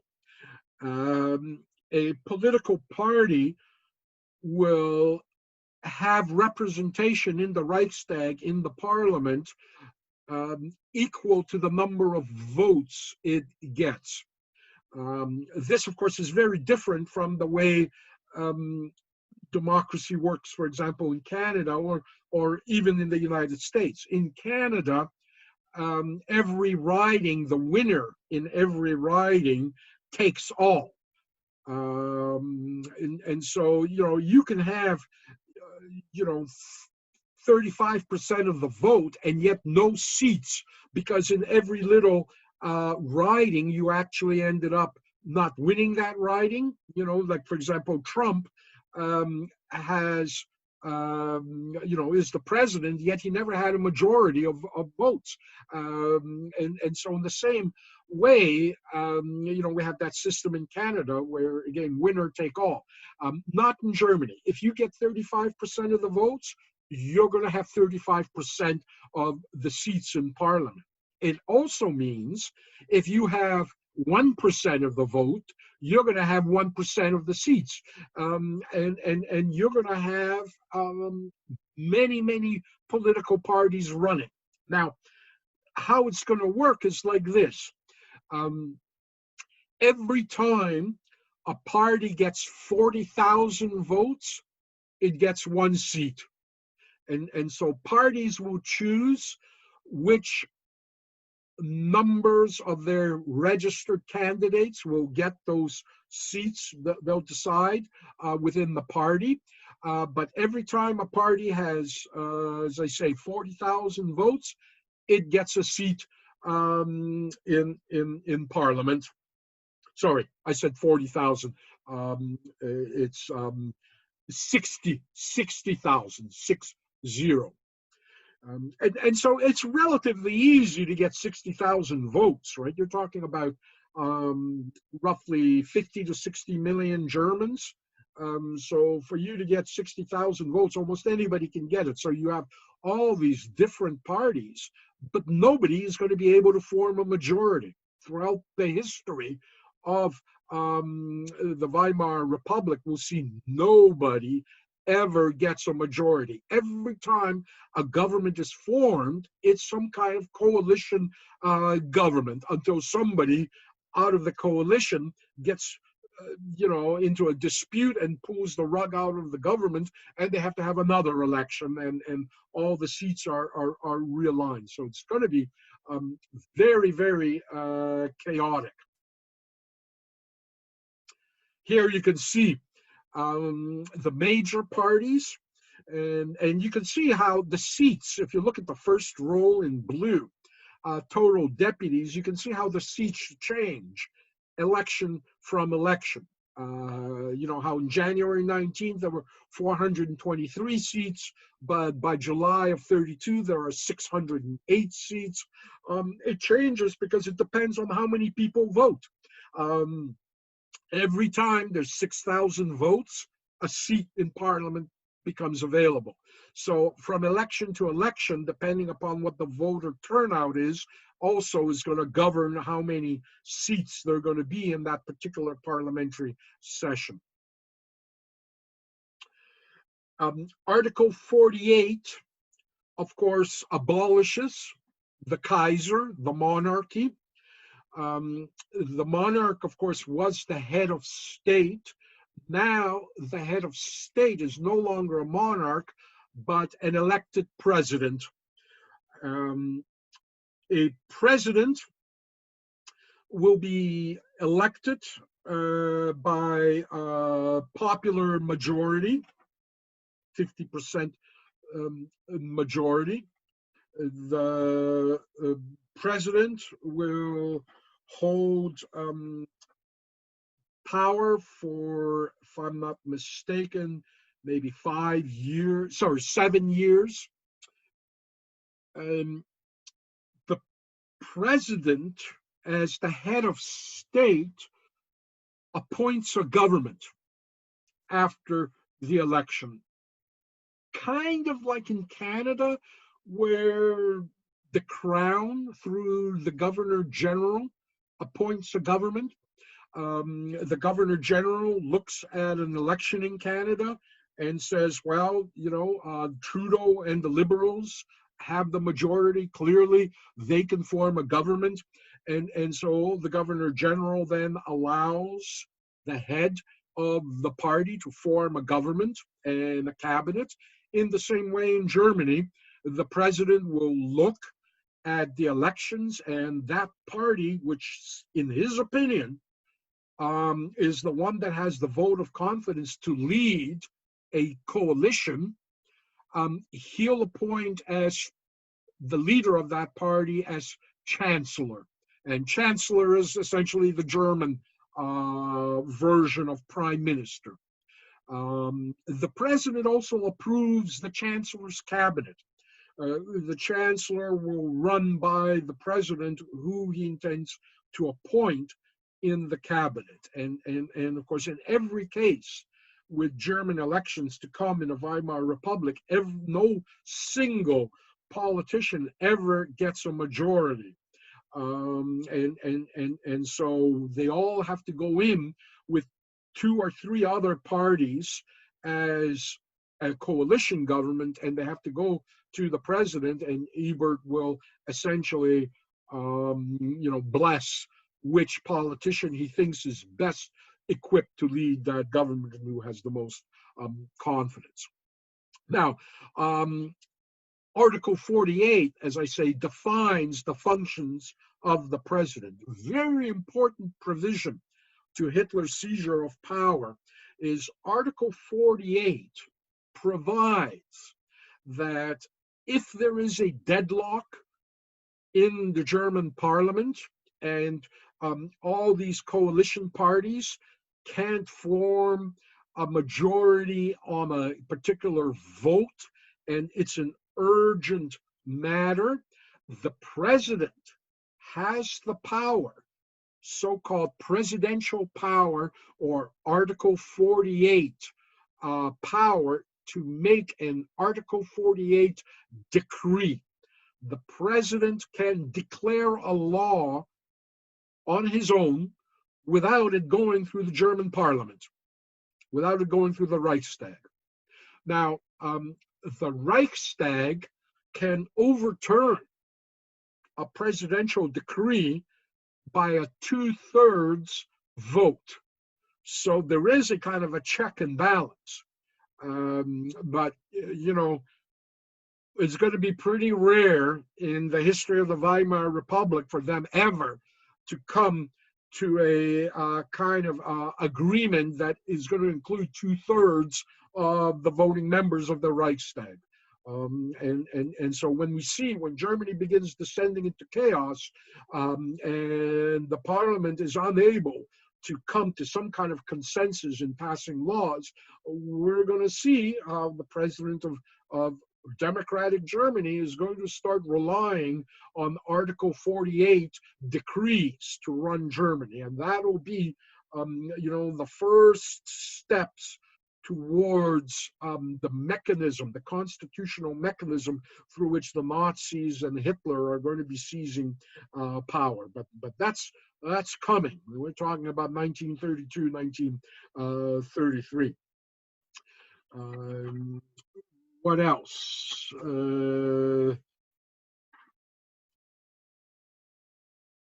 It essentially, as well, changes kind of the nature of votes. Everyone gets, 1 vote, 1 man prior, or 1 man, 1 vote prior to the Weimar Republic. The way it worked in Germany is the more income tax you paid, the more votes you had. And so a small minority of high income earners controlled something like 80% of the voting power in Imperial Germany by virtue of their income. That all is wiped away now, and essentially the voting power is equalized. 1 vote per 1 person.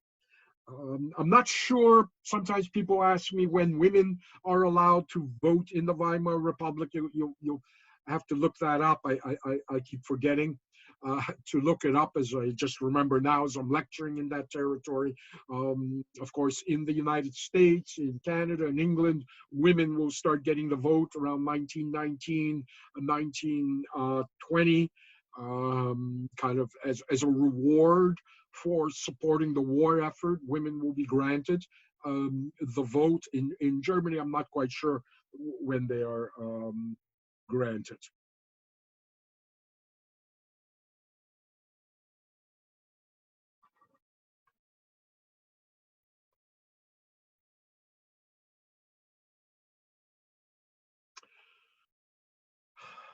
Ebert, fighting is still going on in the streets. It will be going on right into spring. In the meantime, the Allies in December of 1918 start meeting in Paris and at Versailles. where they're going to negotiate. They're going to dictate, essentially, what the peace terms of the armistice are going to be. Germany is not allowed to participate in the peace conference. They're told just to sit tight and wait, and we'll tell you what the terms of the armistice are. And if you don't like them, you guys can go, we can all go back to war if you want. That's essentially how the Versailles Conference is going to be unfolding. And of course, they meet in the Hall of Mirrors, where in 1871, Bismarck had declared the foundation of the Second Reich in the defeat of France. They choose the Hall of Mirrors to symbolically humiliate the Germans now. The first thing, all this is going to become evident in the spring of 1919 as the Allies now present to the Germans an agreement and basically tell the Germans sign here. And the Russians as well are, because they're now communists, they're a rogue state, so they don't participate in the Versailles Conference as well. They're not invited there as a rogue pirate state that, Lenin actually took Russia out of the First World War, much to the consternation of the Americans, British, and French, and that's maybe the beginning of the Cold War, but that's a whole other history course. In any regards, the first thing is going to happen is that Germany is going to lose a tremendous amount of territory. You're looking at the map of Germany and Austro-Hungary before the First World War. This is what Versailles does to it.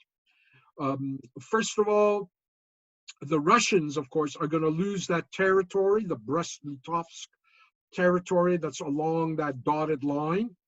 It's as part of the treaty with Russia in March of 1918 that Lenin signs, he has to hand over all those vast territories of Russia to Germany. Germany never gets to keep that territory because obviously now the Allies take it away from Germany, but they don't give it back to Russia. Instead, what they do is they create Poland, or recreate Poland, that was partitioned in the late 1700s by the Prussians and by the Russians together. They now recreate Poland as a buffer state between communist Russia and the rest of Europe. They also create the countries of Lithuania, Latvia, and Estonia, which were, ancient principalities that were essentially occupied and conquered by Russians historically, by Imperial Russia under Peter the Great. These three countries now become sovereign states: Estonia, Latvia, Lithuania, and Poland. You can see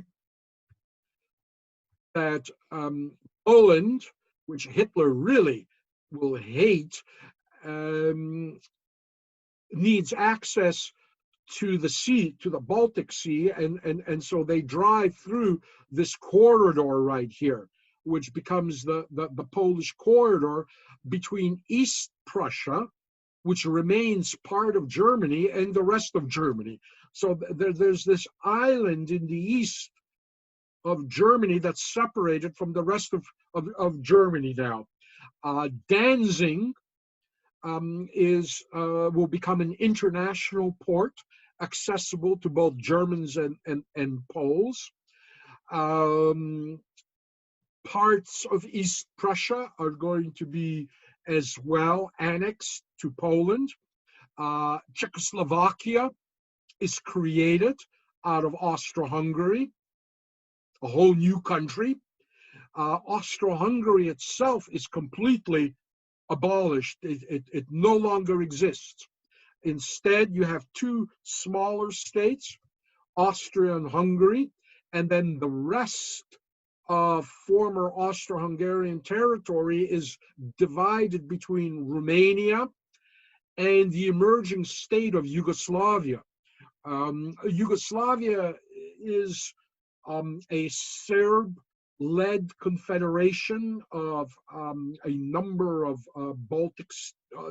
Balkan states that were under Austro-Hungarian administration, like Croatia, like Slovenia, like Bosnia, Herzegovina, and so forth. Now it becomes one state, Yugoslavia. It's not created by the Versailles Conference, but the Versailles Conference kind of gives its approbation and approval for this creation of this new state, Yugoslavia. Alsace-Lorraine, right here, this dark blue part, this is now returned to France. This is what the Germans had taken away from the French in 1871. The French now get this dark blue section back. The French also wanted this light green section. The French felt that the natural border between Germany and France was the River Rhine. The Germans felt otherwise, as did the British and the Americans. However, because of course Germans invaded French territory, the Versailles Treaty agreed that Alsace-Lorraine will be returned back to France. The territory of Germany west of the Rhine River, that light green known as Rhineland, will remain part of Germany, but under international administration. It will be demilitarized as a kind of favor to the French. The Germans will not be allowed to deploy any German troops in the Rhineland territory. There's also this little pocket here called the Saar. It consists of both French-speaking and German-speaking population, and the Saar, S-A-R-R, is very important because it has massive coal reserves. It's decided that the Saar will go under international administration, and that in somewhere around 1934-35, they schedule a plebiscite where the people in Saar can vote whether they want to be part of France or whether they want to be part of Germany. The option of being an independent state is not an option. You're either going to join Germany or you're either going to join France. That's the plebiscite that's planned, and we'll get to that when that happens. You'll see some territories are taken by Belgium as well. And Denmark as well gets a chunk of what was Germany.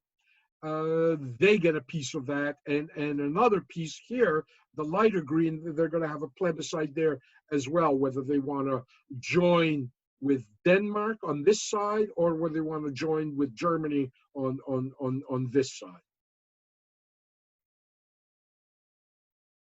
So you can see just how massive these changes are. Essentially, Germany loses with these borders 7 million people. 7 million Germans suddenly find themselves behind the Czech border or in Poland.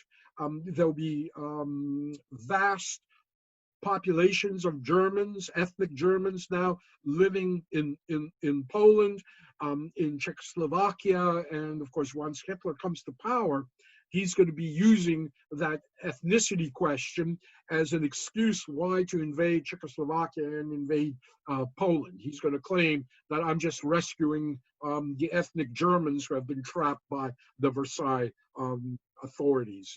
It's very sloppily done.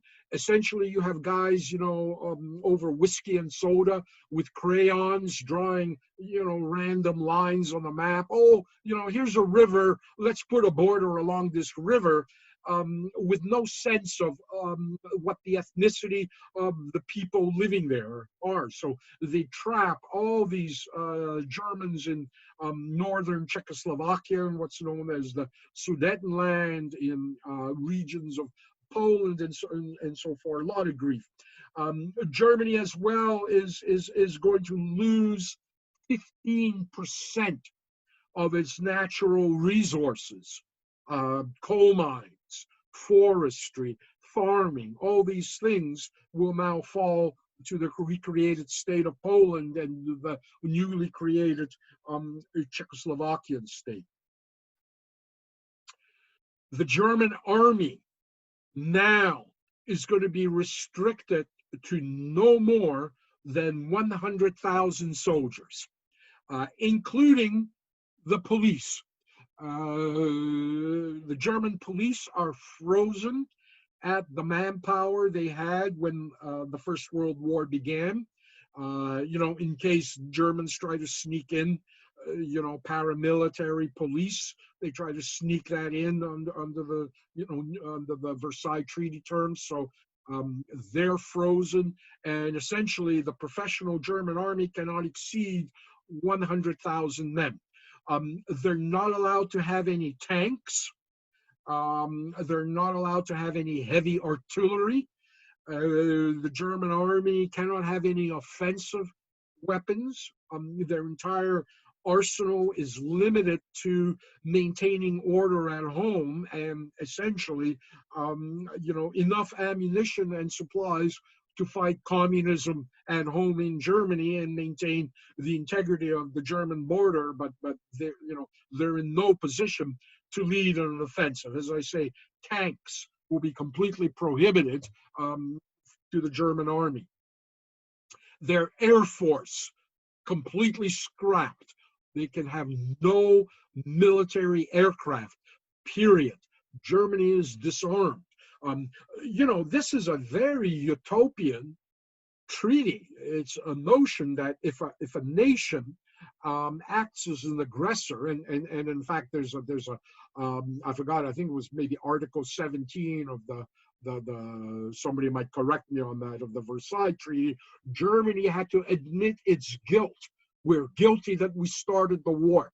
And so this admission of guilt is a new thing in international treaty arrangements. And it's a very utopian concept that if a nation acted as an aggressor, we'll just take away its offensive weapons, so it won't be able to invade. They can defend themselves all they want, but no air force, no offensive weapons, no tanks, no heavy artillery, flamethrowers, no offensive gas, no offensive weapons, no air force, and its navy, all its submarines are scrapped, its cruisers, destroyers, battleships, all have to be scrapped. The Germans can only maintain light vessels for coastal defense, river patrol boats for patrolling German river frontiers, for customs patrol, but they cannot have a navy either. So Germany is significantly humiliated and disarmed at this treaty conference. On top of that, Germany will have to pay reparations to France, Britain, and the United States and other countries like Belgium that they had invaded and destroyed territory on. And the reparation payments, Germans aren't told how much they're going to be. They're just given that treaty sign here, and then there's a blank check, not literally, but a blank check that the Germans are going to be presented with and said, sign the check, we'll fill in the number next year. And so the Germans have no idea in 1919 how much that's going to be. And it's going to take a year before the Allies present them a bill, 34 billion with a B dollars an unheard of amount of money that the Germans will have to pay. And the Germans only finished paying that in the mid-1990s. In fact, that was one of the conditions that East Germany and West Germany were going to be allowed to reunite in the 1990s if they settle up their Versailles Treaty debts, which modern Germans now have, and that's how the current state of Germany finally came into existence. But I'll go back to the reparation payments and the impact they're going to have on the Nazis and so forth just a little later. For now, as I say, as this is happening, all this fighting is going on, and in fact, as these humiliating terms are announced, the fighting just intensifies. In Bavaria, you actually have a communist revolution that seizes the province or state of Bavaria.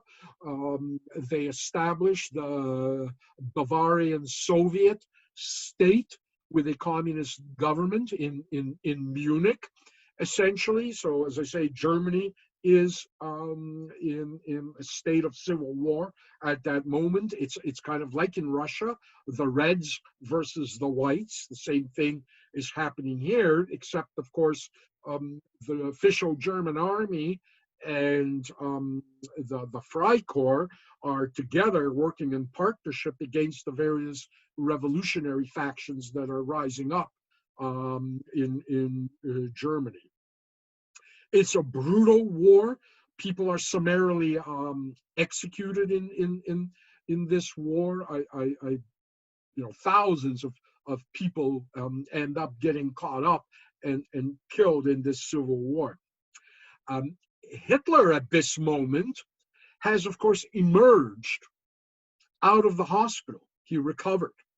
And Hitler re-enlists in the German army. He's one of the 100,000 men who are welcomed back into the new Weimar Republic military, the Reichswehr, as it becomes known, the pre-Nazi army. Hitler now is a professional soldier. He continues to hold his rank as corporal. Hitler, remember, is in Bavaria where the communist revolution occurs. And so the communist revolution actually occurs around Hitler. And so Hitler is in a regiment that falls under the communist regime in Bavaria. And the communists, as part of their policy, essentially allow regiments to elect representatives. Regiments, like in Russia, Russian Soviets, regiments will be represented in this new communist government. And so here's where Hitler runs for his first political office. He runs as a communist commissar, essentially, in that German regiment, and he's elected. He is popular enough in his regiment to be elected. And now Hitler advises his regiment not to resist the communist government, but drag your feet and sabotage things, slow things down, work to rule. Berlin, the federal German army, will eventually come and rescue us. And that's precisely what happens. Around April, May 1919, the federal German army now attacks the Bavarian communist army, and they just destroy the government. It's overthrown, and German conservative Weimar forces now retake power in Bavaria.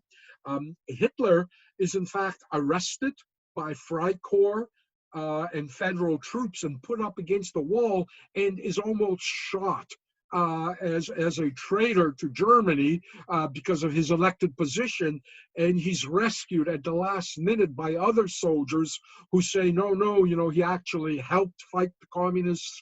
He was an anti-communist leader. Don't shoot him.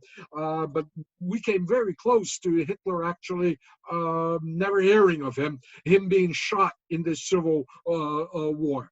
And now Hitler becomes kind of this respected functionary in this Bavarian regiment in Munich. He, because he's a kind of realized that he's a charismatic speaker, Hitler now is appointed as a kind of recruiting officer,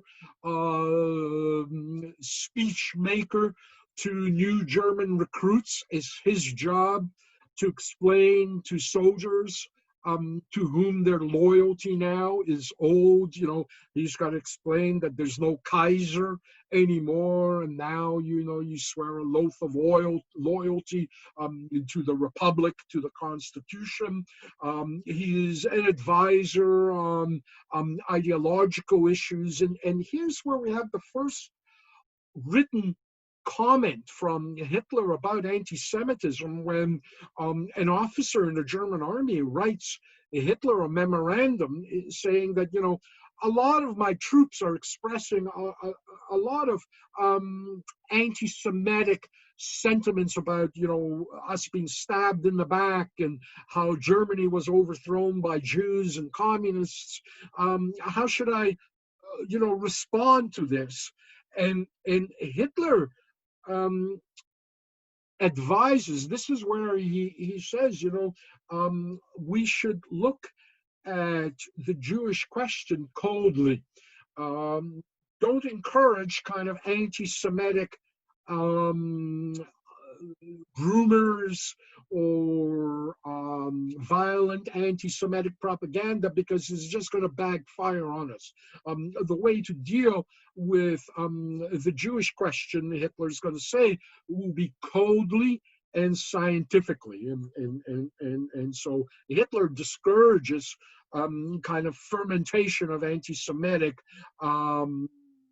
actions. What he wants is a very careful, regulated plan toward what is going to become the final solution. And as I say, through this course, we'll see the evolution of that. Hitler, at this point, is also working as an intelligence officer for German military intelligence, what's going to become the Abwehr, the German General Staff military intelligence. And sometime around November, October of 1920, Hitler's commanding officer calls him in to the office and says, there's this political party called the Deutsche Arbeiterpartei, the DAP, the German Workers' Party. They're holding these meetings. I want you to go to one of those meetings and kind of pose as a person interested in their agenda and report back to me like, who the hell are these people? They sound like a bunch of communists to me, workers' German party, except, they have a folkish symbol. It's not a hammer and sickle, but they're waving a swastika. And so check out who the hell these guys are. And so Hitler shows up at the small meeting of the DAP. The Deutsche Arbeiterpartei, and here you can see Hitler's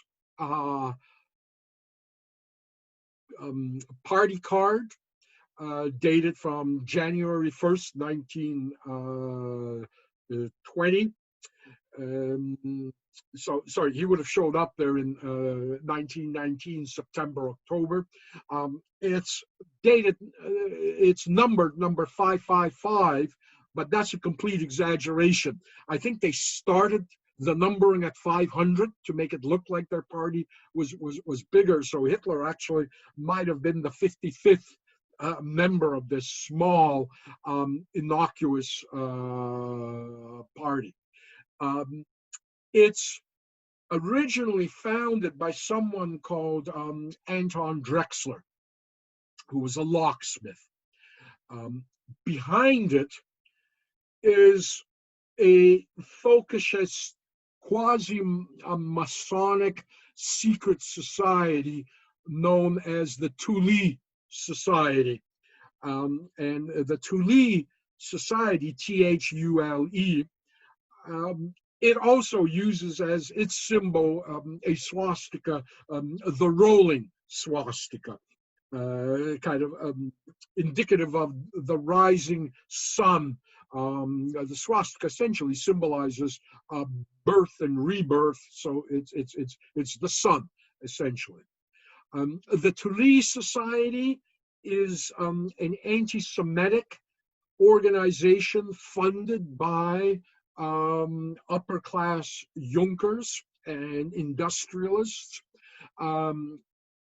Its intention is to finance anti-communist workers' movements.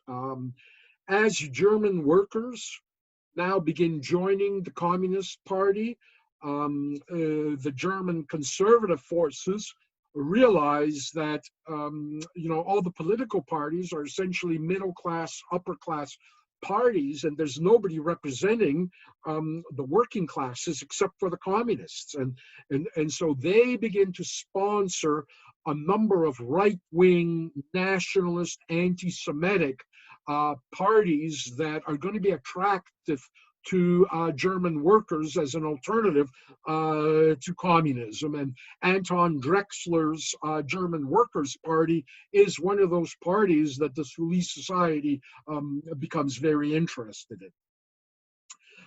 Of course, the Thule Society also uses the symbol of the black sun as part of their iconography as well, that I had talked about last week. The ones that are, in Revelberg, in Hitler's Camelot.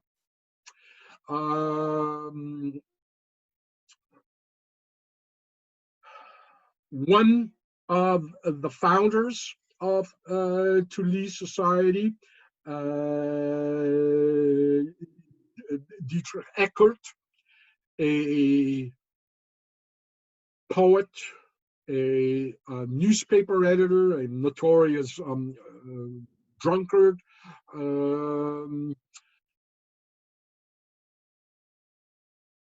He will become, I'm not quite sure how it happens, but he will become one of Hitler's mentors. What happens, of course, is on that first day that Hitler attends that party meeting, he's pretty bored, and he thinks that whole thing's a joke. 50 guys in the back of a tavern, in the back of a beer hall, and Hitler's ready to leave when one of the speakers says something that really Hitler finds offensive. Something about maybe the need to partition Germany into separate states, and Hitler jumps up on the stage and suddenly makes this improvised speech and literally harangues the speaker off the stage. And so when that meeting is over, members of the DAP now come to Hitler and like, who are you? And you're such a wonderful speaker. You should join the party. In fact, we would make you a member of our executive committee right away. And so suddenly Hitler finds himself kind of being wooed by the DAP. And so when he comes back to his officer back in military intelligence, says, they asked me to join the executive. he says, that's great, go join the party. You can spy for us from inside the Nazi party, or it's not known as the Nazi party at that time, from the DAP, and you can report to us from the highest ranks of the DAP. So Hitler essentially will enter the party as a spy against it. And we're not quite sure when Hitler left the German army and stopped spying for them, and actually became a genuine member of the DAP and eventually took over the party. But Eckart will groom Hitler. Eckart has connections in the Junker classes as well. Eckart will introduce Hitler to higher ranking German officers. Dieter will escort Hitler to Berlin for the first time. Hitler never has even been to Berlin, where he'll introduce Hitler to guys like Erich Ludendorff, who's a general who would never imagine talking to someone who was a corporal. Eckart apparently helps Hitler in his speech making. He'll bring Hitler down to Berchtesgaden in the south of Germany, where Hitler will start vacationing, and eventually Hitler will build his home there in southern Germany, where the eagle's nest essentially is, where Hitler will spend a lot of his time at the so-called Berghof, the mountain house. Hitler won't spend a lot of time in Berlin. He never likes Berlin. He's always more comfortable in Munich. The Nazi party is centered in Munich in the south. He'll always have his roots in Bavarian Germany in the south. Berlin is a strange, cold, foreign place for Hitler, and he'll only be in Berlin kind of on formal occasions when he has to be there, as when he becomes the Führer. But Mein Kampf, Hitler's book, the second volume of Mein Kampf is dedicated to Eckart. That's how important Eckart is to Hitler's early career. Eckart will die, though, in the 1920s from excessive alcohol, essentially. So Eckart will never witness Hitler's rise to power, but he is there at the very early beginnings as a member of the Thule Society. Rudolf Hess, also a member of the secret society of Thule Society. Rudolf Hess himself is born in Egypt. He is born in Egypt to German merchants working there. He will return to Germany during the First World War, and he'll be a pilot in the German Air Force, the Luftwaffe, in the First World War. And he is also a member of the Thule Society, and a very high-ranking member. And the Nazis are going to cover up a lot about the Thule Society once they take power, and so much is lost to us, and there's a lot of speculation how long the Thule Society continued to function, whether it's still functioning in the neo-Nazi movement today as a kind of a quasi-Masonic secret society.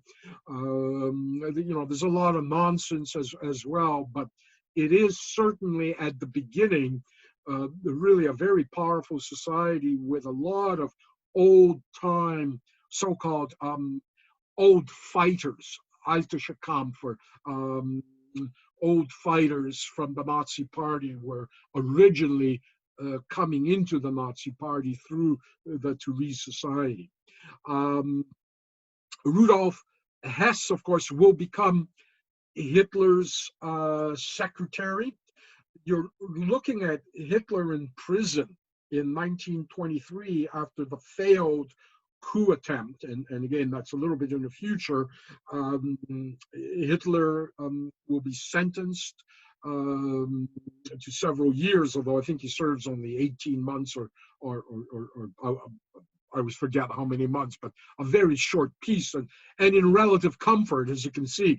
He's got his, in the background, is Hitler's chauffeur, Maurice, with a ukulele. He's got flowers, he's got, tablecloths, paintings on his wall. This is what jail looks like for Hitler after the failed beer hall putsch. And of course, Hitler is going to write Mein Kampf while he's in prison for this failed attempt to overthrow the German government in Bavaria. And he's going to be visited by his minions, and Rudolf Hess, as his secretary, is going to edit Mein Kampf for Hitler. Once Hitler takes power, Rudolf Hess now becomes the deputy Führer. He is second, technically speaking, in the hierarchy to Adolf Hitler. And so he is going to rise up in that hierarchy. You don't talk to Hitler unless you go through Rudolf Hess, his deputy, the deputy Führer. But then Rudolf Hess is going to do this crazy thing, and the files on that are still classified by British intelligence to this day. Not all of them, but lots of them. 1941,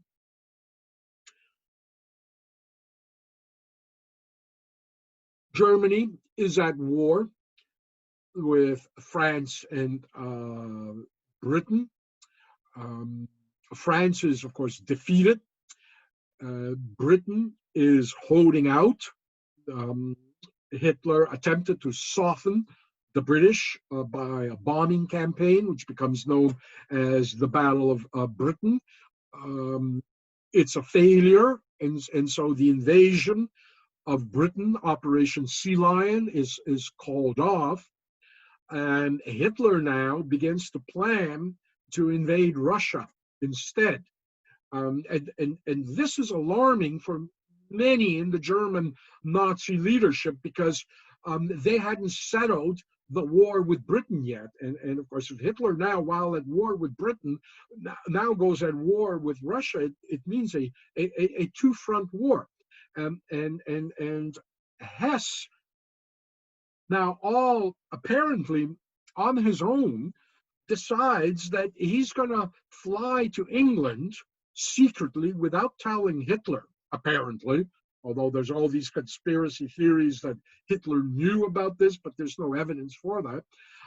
Hess suddenly, just I think in May or April of 1941, he's a pilot, remember, gets into an airplane and flies to England suddenly and crash lands in northern England on this aristocrat's property, where he thinks this British aristocrat is going to meet with him and take Hess to meet with Churchill and the King to negotiate an armistice between England and Nazi Germany. And where Hess had that idea, again, is controversial. But again, when we look at the 1930s in another lecture, we'll see that a lot of the British aristocracy were actually very pro-German. You got to remember that the British royal family is related by blood since the Hanoverians, to Germans. The Kaiser, the Tsar, and the King of England were all cousins.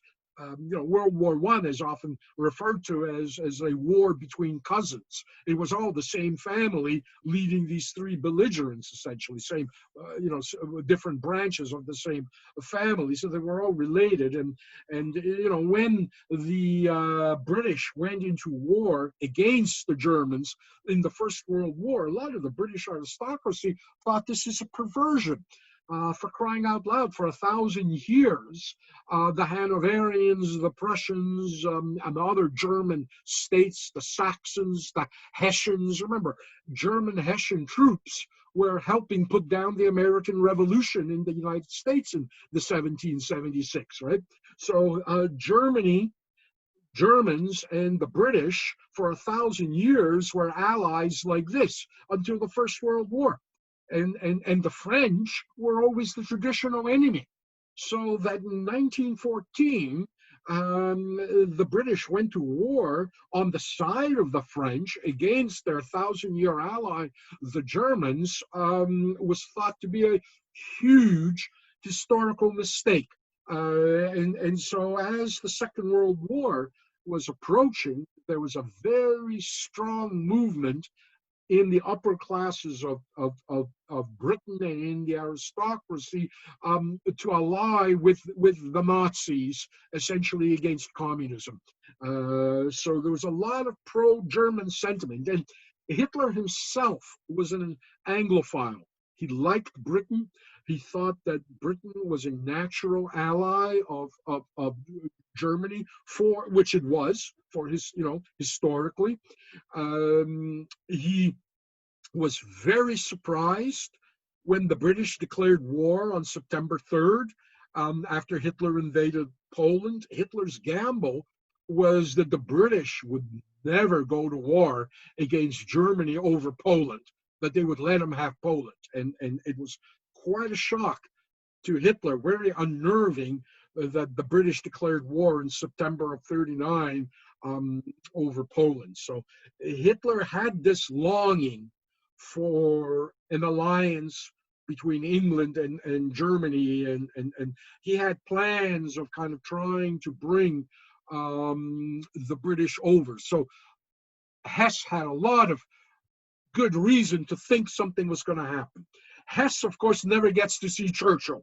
Hess is immediately thrown, literally, into the Tower of London, where he's interrogated. And again, the interrogation of Hess and his captivity inside of Britain is still classified in the National Intelligence Archive of Britain. They don't plan to declassify those files until 2041.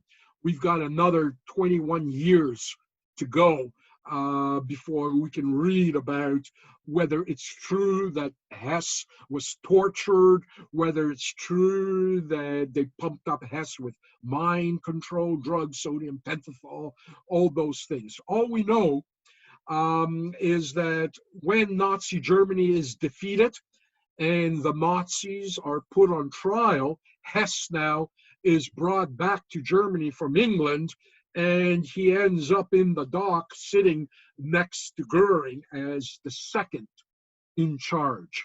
And Hess is indeed a little kooky, or appears to be. You can look at film footage of Hess and his behavior at Nuremberg. He's very quirky. There's one point he's smacking all the other defendants on the head. He makes these kinds of crazy statements. He appears to be either feigning insanity or somehow is a little bit off his rocker. So as a result, Hess is given a life sentence instead of the death sentence, partly because he got out of Germany before the final solution unrolled. So he kind of the final solution, essentially the decision to murder the Jews, is made around September, October of 1941. And so Hess is about 6 months before that decision is made. He's already escaped, although he's around certainly for a lot of other crimes that the Nazis had committed. But he gets a life sentence kind of because it looks like maybe he's insane. Maybe he had kind of abandoned the regime and so forth. So he ends up with a life sentence. And he ends up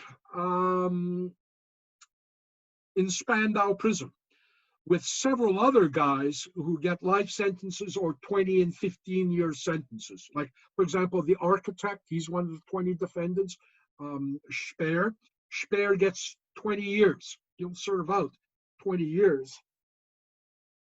And I remember I was in grade school when Speer is released from prison after serving 20 years. And it's big news how this big Nazi comes out of prison. 1967 he comes out, and now he writes this best-selling book, Inside the Third Reich. One of the first things I read kind of as a kid by this former Nazi. So all these guys, there's no parole, there's no early release. They all have to serve their 15, 20-year sentences. A few get released for reasons of health early, and they die. But the rest are either executed or die in prison serving their life sentences until only Hess remains inside Spandau prison. The Spandau prison is administrated, it's in Berlin.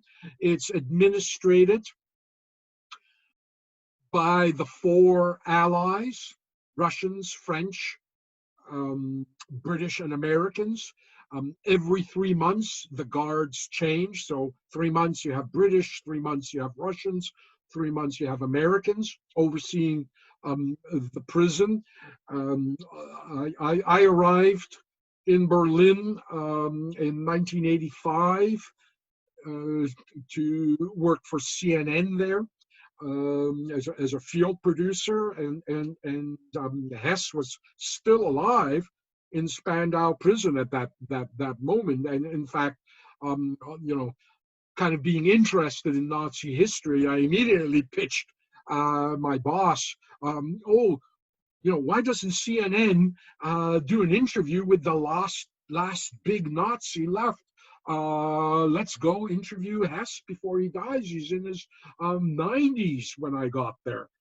All right, so the last of Hitler's minions, the big guys, and he kind of laughed at me and said, "Yeah, go ahead, make the arrangements," which was kind of a joke because when Berlin was still under military occupation in 1985, was still divided by the Allies. You would cross from zone to zone.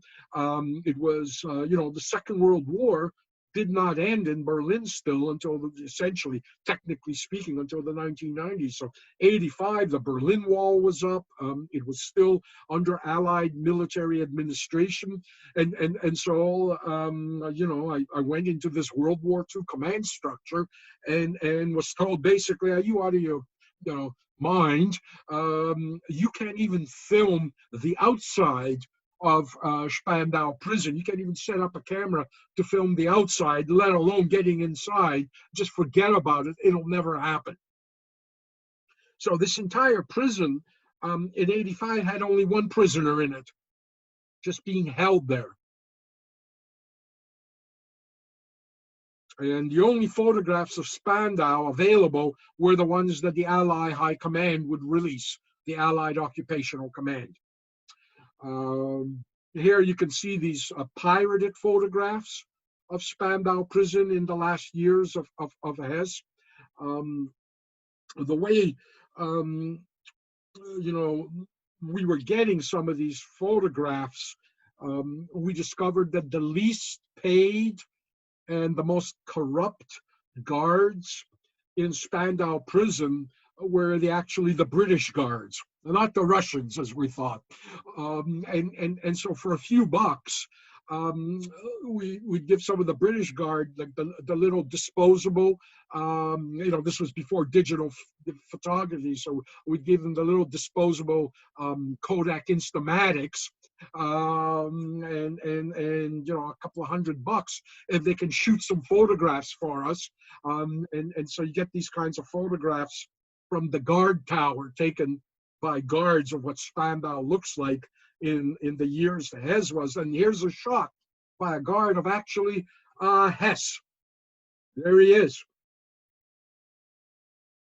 It's like Sasquatch or an alien. Close Encounters of the Third Kind. We actually see one of the last of the Thule Society, one of the last of the big Nazis.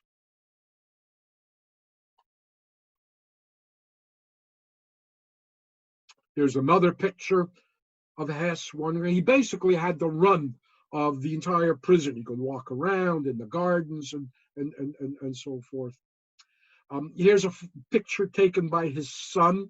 He's visited by his families. Hess here, I think, is like 98 or something like that. He's in his mid-90s by now. That's his cell. You can see he has these big maps of the moon on his wall. I guess that's his next destination. And of course, a lot of, first of all, Germans are feeling sorry for Hess. I mean, here's a guy in his 90s now.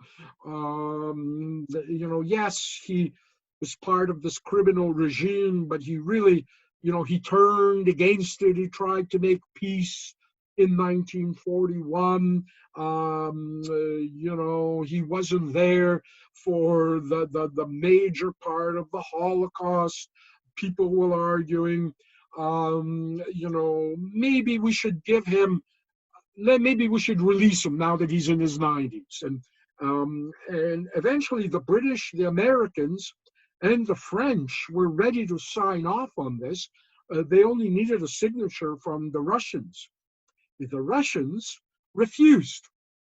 The Russian position was, kind of between the lines, was that this guy's a virus, and this guy is a part of something deeper than the Nazi Party. This guy was not only a Nazi, he was part of something that created the Nazi Party, a deeper evil. And we will not release him, this virus, into freedom. We're keeping him locked up. And so 1985, Gorbachev comes to power in the Soviet Union. And Gorbachev now wants to repair relations with West Germany. He wants to smooth things out between East and West Germany. And so Gorbachev, in this kind of new policy that he's going to introduce in the Soviet Union as a way of kind of doing something for better relations with West Germany, decides that he'll contemplate releasing Hess. And Gorbachev makes this announcement in 1987 that the Soviet Union will see fit and see its way through to maybe releasing the old man now. He's almost 100 years old. We'll see through releasing him. And the moment the Russians say that, Hess suddenly commits suicide at the age of 96, 97. He hangs himself in a garden shed. Like, I don't want to come out. Or, as his son alleges, he's murdered before he can be released by, the same people who it's alleged murdered Princess Diana, the old secret societies. So again, there's the Hess family hired their own pathologist. The pathologist, their family pathologist, concluded that Hess was hung as opposed to hanging himself. The military's pathologist, the Allied occupation pathologist, says it was a suicide, and so we'll never know. But at the last minute, like I say, they fear releasing this certainly this virus. Whether they went through the trouble of killing him or not, we don't know. But it just illustrates the kind of depth and pedigree of the Nazi Party. The Nazis don't begin with Hitler.